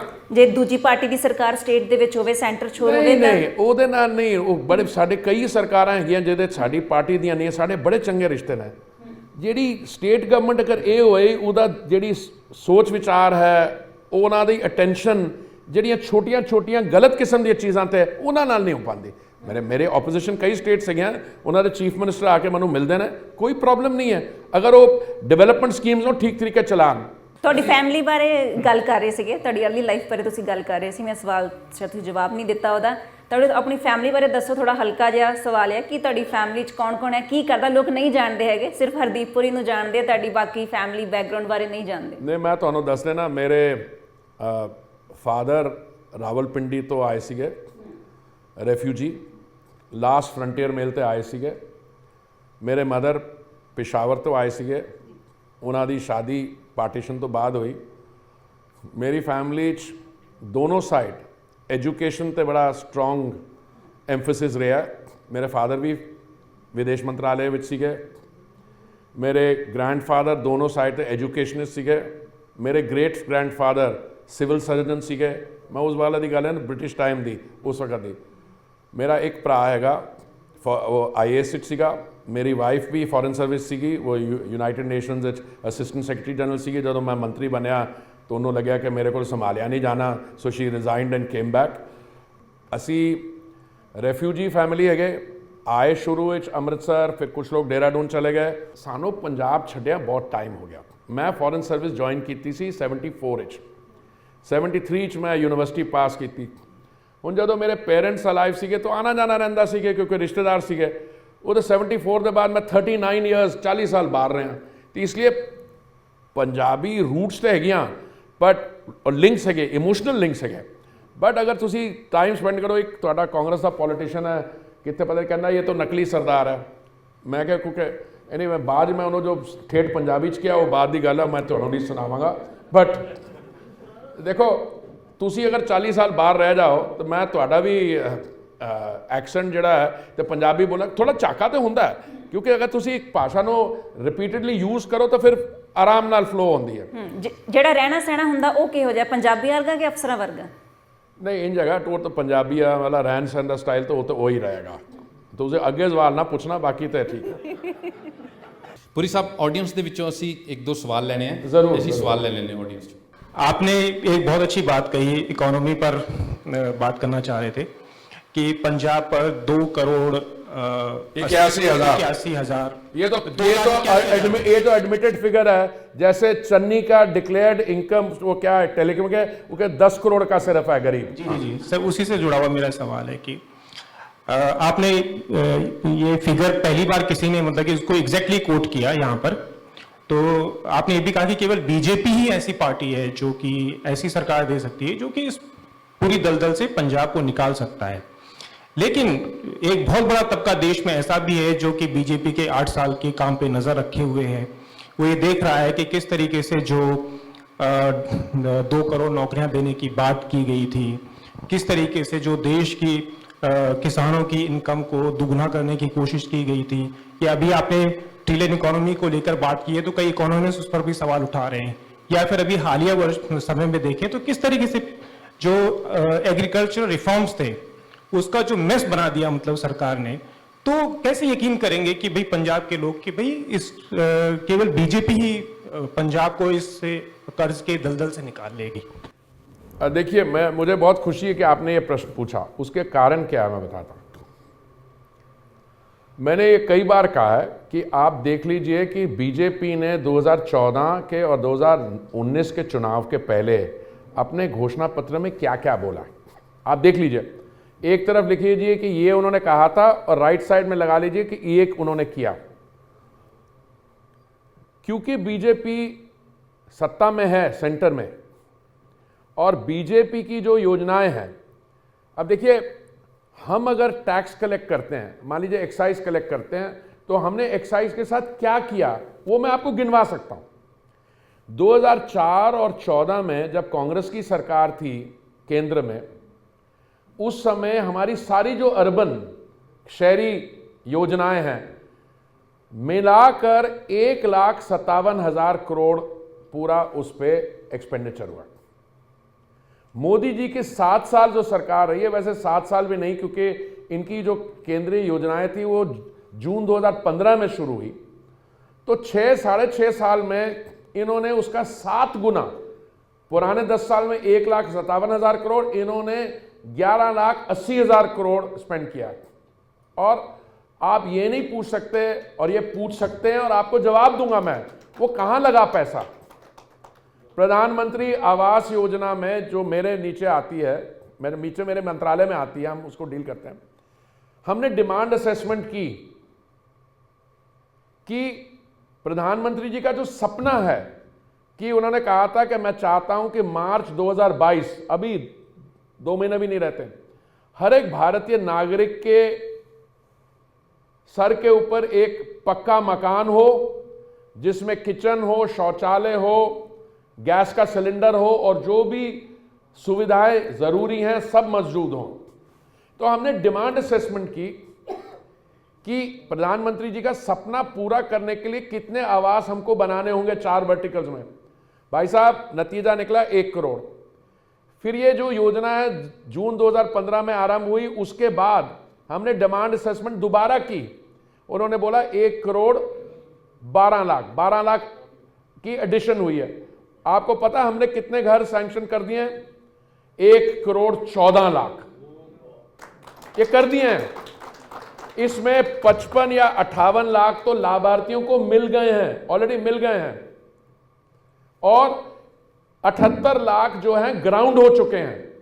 पर हम यहां रुक नहीं रहे हैं। घर का जो मलकाना हक, जो किसको कहते हैं टाइटल, वो घर की महिला के नाम पे होगा। तो ये तभी हो सकता है क्योंकि सेंट्रल गवर्नमेंट अपना जो डेवलपमेंट रोल है और सोशल वेलफेयर रोल उसको निभाती है। और मैं आपको स्टेटिस्टिक्स दे दूंगा कौन सी ईयर में कितनी एम्प्लॉयमेंट जनरेशन हुई। अगर नहीं हुआ होता तो जो पंजाब की स्थिति है आज, जो लोग ज़रा मनरेगा में असिस्ट मांगे, बाकी देश में भी होता है, बाकी स्टेट्स में नहीं है ऐसा। ਪੁਰੀ ਸਾਹਿਬ, ਤੁਸੀਂ ਕਰੋਨਾ ਦਾ ਜ਼ਿਕਰ ਕੀਤਾ, ਤੁਸੀਂ ਜੌਬਸ ਦਾ ਜ਼ਿਕਰ ਕੀਤਾ, ਵੈਕਸੀਨ ਲਗਵਾਈ, ਵੈਕਸੀਨ ਲਗਵਾਉਣੀ ਸਰਕਾਰ ਦੀ ਜ਼ਿੰਮੇਵਾਰੀ ਸੀਗੀ। ਜੌਬਸ ਇੰਡਸਟਰੀ ਵੀ ਬਹੁਤ ਜਨਰੇਟ ਕਰਦੀ ਹੈ, ਉਦਯੋਗ ਵੀ ਬਹੁਤ ਜੌਬਸ ਦਿੰਦੇ ਨੇ। ਕਰੋਨਾ ਦੇ ਦੌਰਾਨ ਜਦੋਂ ਇੰਡਸਟਰੀ ਬੰਦ ਹੋਈ, ਯੂਨਿਟ ਬੰਦ ਹੋਏ, ਬਹੁਤ ਸਾਰੇ ਇੰਡਸਟਰੀਲਿਸਟ ਨੇ ਵੈਕਸੀਨ ਵੀ ਕਰਵਾਈ ਆਪਣੇ ਮਜ਼ਦੂਰਾਂ ਦੀ, ਉਹਨਾਂ ਨੂੰ ਲੰਗਰ ਵੀ ਦਿੱਤਾ ਔਰ ਕੁਝ ਲੋਕਾਂ ਨੇ ਰਹਿਣ ਨੂੰ ਥਾਂ ਵੀ ਦਿੱਤੀ। ਪਰ ਸਰਕਾਰ ਦੇ ਨਾਲ ਇੰਡਸਟਰੀਲਿਸਟਾਂ ਦੀ ਇੱਕ ਨਾਰਾਜ਼ਗੀ ਸੀਗੀ ਕਿ ਸਾਡੇ ਲਈ ਬਿਜਲੀ ਦੇ ਫਿਕਸ ਚਾਰਜ ਲਾ ਦਿੱਤੇ ਗਏ, ਸਾਨੂੰ ਉਹਦੇ 'ਚ ਰਾਹਤ ਨਹੀਂ ਮਿਲੀ। ਅਸੀਂ ਕਰਜ਼ੇ ਜਿਹੜੇ ਲੈਣੇ ਸੀਗੇ ਬੈਂਕਾਂ ਨੇ ਸਾਡੇ ਕੋਲ ਉਹਦਾ ਵੀ ਵਿਆਜ ਲਿਆ, ਸਾਨੂੰ ਉਹਦੇ 'ਚ ਵੀ ਰਾਹਤ ਨਹੀਂ ਮਿਲੀ। ਸਰਕਾਰ ਸਾਡੇ ਲਈ ਇੱਕ ਸਪੈਸ਼ਲ ਇਕਨੋਮਿਕਲ ਪੈਕੇਜ ਕੋਈ ਦੇ ਸਕਦੀ ਸੀ ਇੰਡਸਟਰੀ ਦੇ ਲਈ, ਸਰਕਾਰ ਨੇ ਉਹ ਵੀ ਨਹੀਂ ਦਿੱਤਾ। ਇਹ ਸਰਕਾਰ ਦੀ ਜ਼ਿੰਮੇਵਾਰੀ ਸੀਗੀ, ਉਹਨਾਂ ਦਾ ਰਿਵਾਈਵਲ ਵੀ ਸਰਕਾਰ ਦੀ ਜ਼ਿੰਮੇਵਾਰੀ ਸੀ। ਮੈਨੂੰ ਬੜੀ ਖੁਸ਼ੀ ਹੈ ਤੁਸੀਂ ਇਹ ਸਵਾਲ ਪੁੱਛਿਆ, ਕਿਉਂਕਿ ਜਿਹੜੇ ਮੇਰੀ ਟ੍ਰੇਡਰਸ ਨਾਲ ਮੀਟਿੰਗ ਸੀ ਉਹਦੇ ਨਾਲ ਬੜੀ ਡਿਟੇਲ 'ਚ ਚਰਚਾ ਹੋਈ। ਮਹਾਰਾਜ, ਬਿਜਲੀ ਦਾ ਰੇਟ ਕੇਂਦਰੀ ਸਰਕਾਰ ਨਹੀਂ ਫਿਕਸ ਕਰਦੀ, ਸਟੇਟ ਗਵਰਨਮੈਂਟ ਕਰਦੀ ਹੈ। ਅਸੀਂ ਆਪਣੇ ਸੰਕਲਪ ਪੱਤਰ 'ਚ ਕਿਹਾ ਕਿ ਅਸੀਂ ਬਿਜਲੀ MSME ਨੂੰ 4 ਰੁਪਏ ਤੇ ਬਾਕੀ ਇੰਡਸਟਰੀ ਨੂੰ 5 ਰੁਪਏ ਤੇ ਦੇਵਾਂਗੇ। ਇਸ ਅਸੀਂ ਕਮਿਟਮੈਂਟ ਕੀਤੀ ਹੈ। ਦੂਜੀ ਗੱਲ, 170 ਕਰੋੜ ਵੈਕਸੀਨ ਜਿਹੜੀ ਆਈ ਹੈ ਉਹਦੇ ਤੁਸੀਂ ਜਾਣਕਾਰੀ ਕਰ ਲਓ, ਮੈਂ ਤੁਹਾਨੂੰ ਫਿਗਰ ਭੇਜ ਦਿਆਂ ਕਿੰਨੀ ਸਰਕਾਰ ਸੈਂਟਰਲ ਗਵਰਨਮੈਂਟ ਨੇ ਕੀਤੀ ਹੈ ਤੇ ਕਿੰਨੀ ਬਾਕੀ ਹੋਈ ਹੈ। ਇੱਕ ਯੁਵਾ ਨੇਤਾ ਹੈਗਾ ਇੱਕ ਪਾਰਟੀ ਦਾ, ਤੁਸੀਂ ਮੈਂ ਜਦੋਂ ਕਹਾਂਗਾ ਤੁਸੀਂ ਪਛਾਣ ਜਾਓਗੇ, ਮੋਦੀ ਜੀ ਹਮਾਰੇ ਬੱਚੋਂ की वैक्सीन कहाँ है? तो मैं ਉਹਦਾ ਜਵਾਬ ਦਿੱਤਾ, ਰਾਜਸਥਾਨ ਵਿੱਚ ਤੁਸੀਂ ਕੂੜੇ 'ਚ ਸੱਟਤੀ ਤੇ ਇੱਥੇ ਪੰਜਾਬ ਵਿੱਚ ਉਹਦੇ ਮੁਨਾਫਾਖੋਰੀ ਕਰ ਰਹੇ ਹੋ। ਕਿੰਨੀ ਇੰਡਸਟਰੀ ਨੇ ਦਿੱਤੀ, ਕਿੰਨੀ ਬਾਕੀ ਦਿੱਤੀ, ਮੈਂ ਉਸ 'ਤੇ ਜ਼ਿਆਦਾ ਟਿੱਪਣੀ ਨਹੀਂ ਦੇਣਾ ਚਾਹਾਂਗਾ। ਪਰ ਮੈਨੂੰ ਇੱਕ ਚੀਜ਼ ਤੁਹਾਨੂੰ ਦੱਸ ਰਿਹਾ, ਇਹ ਸਾਡਾ ਜਿਹੜਾ ਸੰਕਲਪ ਪੱਤਰ ਨਿਕਲਿਆ ਕੋਈ ਹਫ਼ਤਾ ਪਹਿਲੇ, ਉਹਦੇ 'ਚ ਅਸੀਂ ਕਿਹਾ ਅਸੀਂ ਇੱਕ ਵਾਈਟ ਪੇਪਰ ਲਿਆਵਾਂਗੇ। ਵਾਈਟ ਪੇਪਰ ਵਿੱਚ ਅਸੀਂ ਅਸੈਸਮੈਂਟ ਕਰਾਂਗੇ ਕਿ ਮਹਾਮਾਰੀ ਦੇ ਕਾਰਨ ਕਿੰਨਾ ਇੰਡਸਟਰੀ ਦਾ ਨੁਕਸਾਨ ਹੋਇਆ ਹੈ। ਤੇ ਪੈਕੇਜ ਤੇ ਅਸੀਂ ਆਲਰੇਡੀ ਅਨਾਉਂਸ ਕਰਤਾ ਹੈ, ਅਸੀਂ ਹੋਰ ਵੀ ਕੱਲ ਵੇਟ ਕਰੋ ਥੋੜ੍ਹਾ ਜਿਹਾ, ਅਸੀਂ ਤੁਹਾਨੂੰ ਡਿਟੇਲ ਦੇ ਦਿਆਂਗੇ।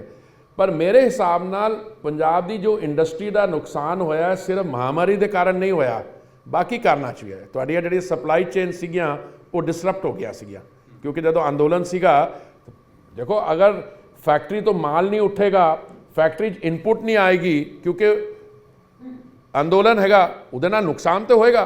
ਤੇ ਅਸੀਂ ਉਸਦੇ ਵਾਸਤੇ ਸਪੈਸ਼ਲ ਮੈਜਰਸ ਅਸੈਸਮੈਂਟ ਕਰਕੇ ਦੇਣ ਨੂੰ ਤਿਆਰ ਹਾਂ। ਠੀਕ ਹੈ, ਇੱਕ ਹੋਰ ਸਵਾਲ ਆਡੀਅנס ਚੋਂ ਇੱਕ ਸਵਾਲ ਲੈ ਲੈਣੇ, ਇੱਕ ਸਵਾਲ ਹੋ ਰਿਹਾ ਆਡੀਅנס ਦੇ ਵਿੱਚੋਂ। ਹੈਲੋ ਹਰਦੀਪੁਰ ਜੀ, ਸਤਿ ਸ੍ਰੀ ਅਕਾਲ ਸਰ। ਤੁਹਾਡੇ ਜਿਹੜੀ ਹੈ ਕਨਵਰਸੇਸ਼ਨ ਚੱਲ ਰਹੀ ਹੈ ਬੜੀ ਅੱਛੀ ਲੱਗ ਰਹੀ ਹੈ, ਤੇ ਇਹਦੇ ਵਿੱਚੋਂ ਹੀ ਇੱਕ ਦੋ ਸਵਾਲ ਮੇਰੇ ਮਨ 'ਚ ਆਏ ਸੀ, ਤੇ ਤੁਸੀਂ ਇਹ ਨਾ ਸੋਚਣਾ ਕਿ ਮੈਂ ਮਜ਼ੇ ਲੈ ਰਿਹਾ ਇਹਦੇ ਸਵਾਲਾਂ ਦੇ। ਇੱਕ ਤੁਸੀਂ ਗੱਲ ਕੀਤੀ ਕਿ 70 ਸਾਲ यही कहते रहे कि गरीबी हटाओ। बीजेपी 7-8 साल हो गए थे सत्ता च आए। ਮੈਨੂੰ ਇਹ ਦੱਸੋ ਕਿ ਜਿਹੜੇ ਤੁਸੀਂ ਪੈਟਰੋਲੀਅਮ ਮੰਤਰੀ, ਤੁਹਾਡੇ ਕੋਲ ਮੰਤਰਾਲੇ ਹੈਗਾ, ਪੈਟਰੋਲ ਦੇ ਰੇਟ ਪਹਿਲੀ ਵਾਰੀ 100 ਰੁਪਏ ਤੋਂ ਪਾਰ ਚਲੇ ਗਏ, ਜਿਹੜੇ 40-50 ਰੁਪਏ ਤੱਕ ਮਿਲਦੇ ਸੀ, ਕਿਤੇ 35-40 ਰੁਪਏ ਤੋਂ। ਫਿਰ ਗੈਸ ਸਿਲੰਡਰ ਸੀ 400-500 ਦਾ ਮਿਲਦਾ ਸੀ, ਅੱਜ 900 ਰੁਪਏ ਦਾ ਹੋ ਗਿਆ। ਇਹਨੂੰ ਕੀ ਸਮਝਿਆ ਜਾਵੇ ਕਿ ਗਰੀਬੀ ਖਤਮ ਹੋ ਗਈ ਹੈ ਜਾਂ ਮਹਿੰਗਾਈ ਵੱਧ ਗਈ ਹੈ? ਦੂਸਰਾ ਸਵਾਲ ਮੇਰਾ ਇਹ ਹੈ ਕਿ ਤੁਸੀਂ ਕਹਿੰਦੇ ਬੀਜੇਪੀ ਦੇ ਵਿੱਚ ਇੱਕ ਨਾ ਗੱਲ ਚੱਲਦੀ ਅੱਜ ਕੱਲ੍ਹ ਕਿ ਜਿਹੜੇ ਲੋਕ ਸਭਾ ਦੇ ਇਲੈਕਸ਼ਨ ਜਦੋਂ ਹੋਣੇ ਆ, ਉਹ ਜਿਹੜੀ ਸਭ ਤੋਂ ਸੇਫ ਸੀਟ ਹੈਗੀ ਹੈ ਉਹ ਅੰਮ੍ਰਿਤਸਰ ਦੀ ਹੈ। ਬੀਜੇਪੀ ਦੇ ਜਿਹੜੇ ਕੈਂਡੀਡੇਟ ਹੁਣ ਆਉਣਾ ਚਾਹੁੰਦੇ, ਜਿਹੜੇ ਦਾਅਵਾ ਕਰਨਾ ਚਾਹੁੰਦੇ ਆਪਣੀ ਸੀਟਾਂ ਦਾ, ਉਹਨਾਂ ਨੂੰ ਲੱਗਦਾ ਕਿ ਇੱਥੋਂ ਹਾਰ ਵੀ ਜਾਓ ਨਾ ਤੇ ਸੈਂਟਰ 'ਚ ਜਾ ਕੇ ਮੰਤਰੀ ਬਣ ਜਾਂਦਾ ਹੈ। ਇਹ ਤੁਸੀਂ ਕੀ ਵਾਕਈ ਇੱਦਾਂ ਹੀ ਹੈ ਕਿ ਜਦੋਂ ਜੇਤਲੀ ਜੀ ਹਾਰੇ ਉਹ ਵੀ ਸੈਂਟਰ 'ਚ ਜਾ ਕੇ ਮਿਨਿਸਟਰ ਬਣ ਗਏ, ਤੁਸੀਂ ਹਾਰੇ ਤੁਸੀਂ ਵੀ ਸੈਂਟਰ 'ਚ ਮਿਨਿਸਟਰ ਬਣ ਗਏ? ਹੁਣ ਬੀਜੇਪੀ ਦੇ ਵਿੱਚ ਜਿਹੜੇ ਇਲੈਕਸ਼ਨ ਲੜਨਾ ਚਾਹੁੰਦੇ ਨੇ ਲੋਕ ਸਭਾ ਦਾ, ਉਹਨਾਂ ਨੂੰ ਲੱਗਦਾ ਕਿ ਸਭ ਤੋਂ ਸੇਫ ਸੀਟ ਉਹੀ ਹੈ, ਜਿੱਤ ਗਏ ਤਾਂ ਵੀ ਮੰਤਰੀ, ਹਾਰ ਗਏ ਤਾਂ ਵੀ ਮੰਤਰੀ। ਮੈਨੂੰ ਬੜੀ ਖੁਸ਼ੀ ਹੋਈ ਤੁਸੀਂ ਇਹ ਦੋ ਸਵਾਲ ਪੁੱਛੇ ਨੇ। ਇੱਕ ਤੇ ਜ਼ਰਾ ਮਜ਼ਾਕੀਆ ਸਵਾਲ ਹੈ, ਦੂਜੇ ਦਾ ਮੈਂ ਤੁਹਾਨੂੰ ਸੀਰੀਅਸ ਜਵਾਬ ਦੇ ਦੇਣਾ। ਮੈਂ ਕਿਉਂਕਿ ਸਾਡੀ ਸਰਕਾਰ 7 ਸਾਲ ਵਾਸਤੇ ਰਹੀ ਹੈ, ਇਸ ਲਈ ਮੈਂ ਇਹਦਾ ਐਨਾਲਿਸਿਸ ਕਰਵਾਇਆ ਸੀ 1973 ਤੋਂ। 1973 ਕਿਉਂ, 73 ਤੋਂ ਕਿਉਂ? ਕਿਉਂਕਿ ਉਸ ਵਕਤ ਮੈਂ ਯੂਨੀਵਰਸਿਟੀ 'ਚ ਪੜ੍ਹਾਉਂਦਾ ਸੀਗਾ, ਇੱਕ ਦਿੱਲੀ ਯੂਨੀਵਰਸਿਟੀ ਕਾਲਜ ਵਿੱਚ। ਮੇਰੀ 400 ਰੁਪਏ ਤਨਖਾਹ ਸੀਗੀ तो मैं पता है पेट्रोल का की प्राइस सीगा ₹1.25 होता था लीटर, जो मैं अपने लंबरेटा स्कूटर में लगवाता था। तो मैं प्राइस राइज देखिए 1973 तो 2000 टू 2007 कड्डे कड्डे अगे दसा तो मैं सारा एनालिसिस भेज देना। मोदी जी के 7 साल विच सब तो घट पेट्रोल प्राइस की इंक्रीज़ हुई है, 30% हुई है, और सब तो ज़्यादा हुई है कांग्रेस के टाइम तो 122%। तो कांग्रेस ने अपने टाइम तो की किया सी, तभी मैं तुहानू एक थैंक यू लैटर लिखना कि तुसीं ये सवाल पूछया। कांग्रेस 2004 तो 14 के विचकार 2005 इन्होंने ऑयल बॉन्ड्स फ्लोट करने शुरू किए। ऑयल बॉन्ड का मतलब ये है, मैं भैन जी नो तो भाई साहब नो सस्ता देना चाहना पेट्रोल, तो मैं बॉन्ड फ्लोट करना तो पैसे रेस करना। तो 2005 तो इन्होंने जड़े ऑयल बॉन्ड फ्लोट किए 1,41,000 करोड़ के ऑयल बॉन्ड फ्लोट किए। तो पता है कि उदा कितना देना पै रहा सानू वापस? 3,20,000 करोड़।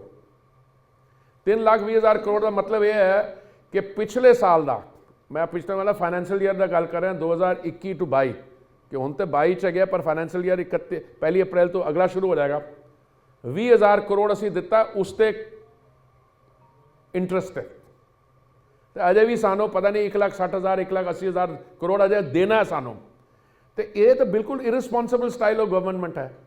तुसी पेट्रोल को थोड़ा सस्ता रखना चाहते हो तो अपने वास्ते थोड़ी जी सिचुएशन काम करना चाहते हो, अपने बच्चों के ग्रैंड चिल्ड्रन को उन्होंने कहो तुसी कर्जा पूरा करना। दूजा सवाल थोड़ा कि सीगा मैनू, हाँ अमृतसर, वो बड़ा मज़ा, मैनू बड़ा मज़ा आता।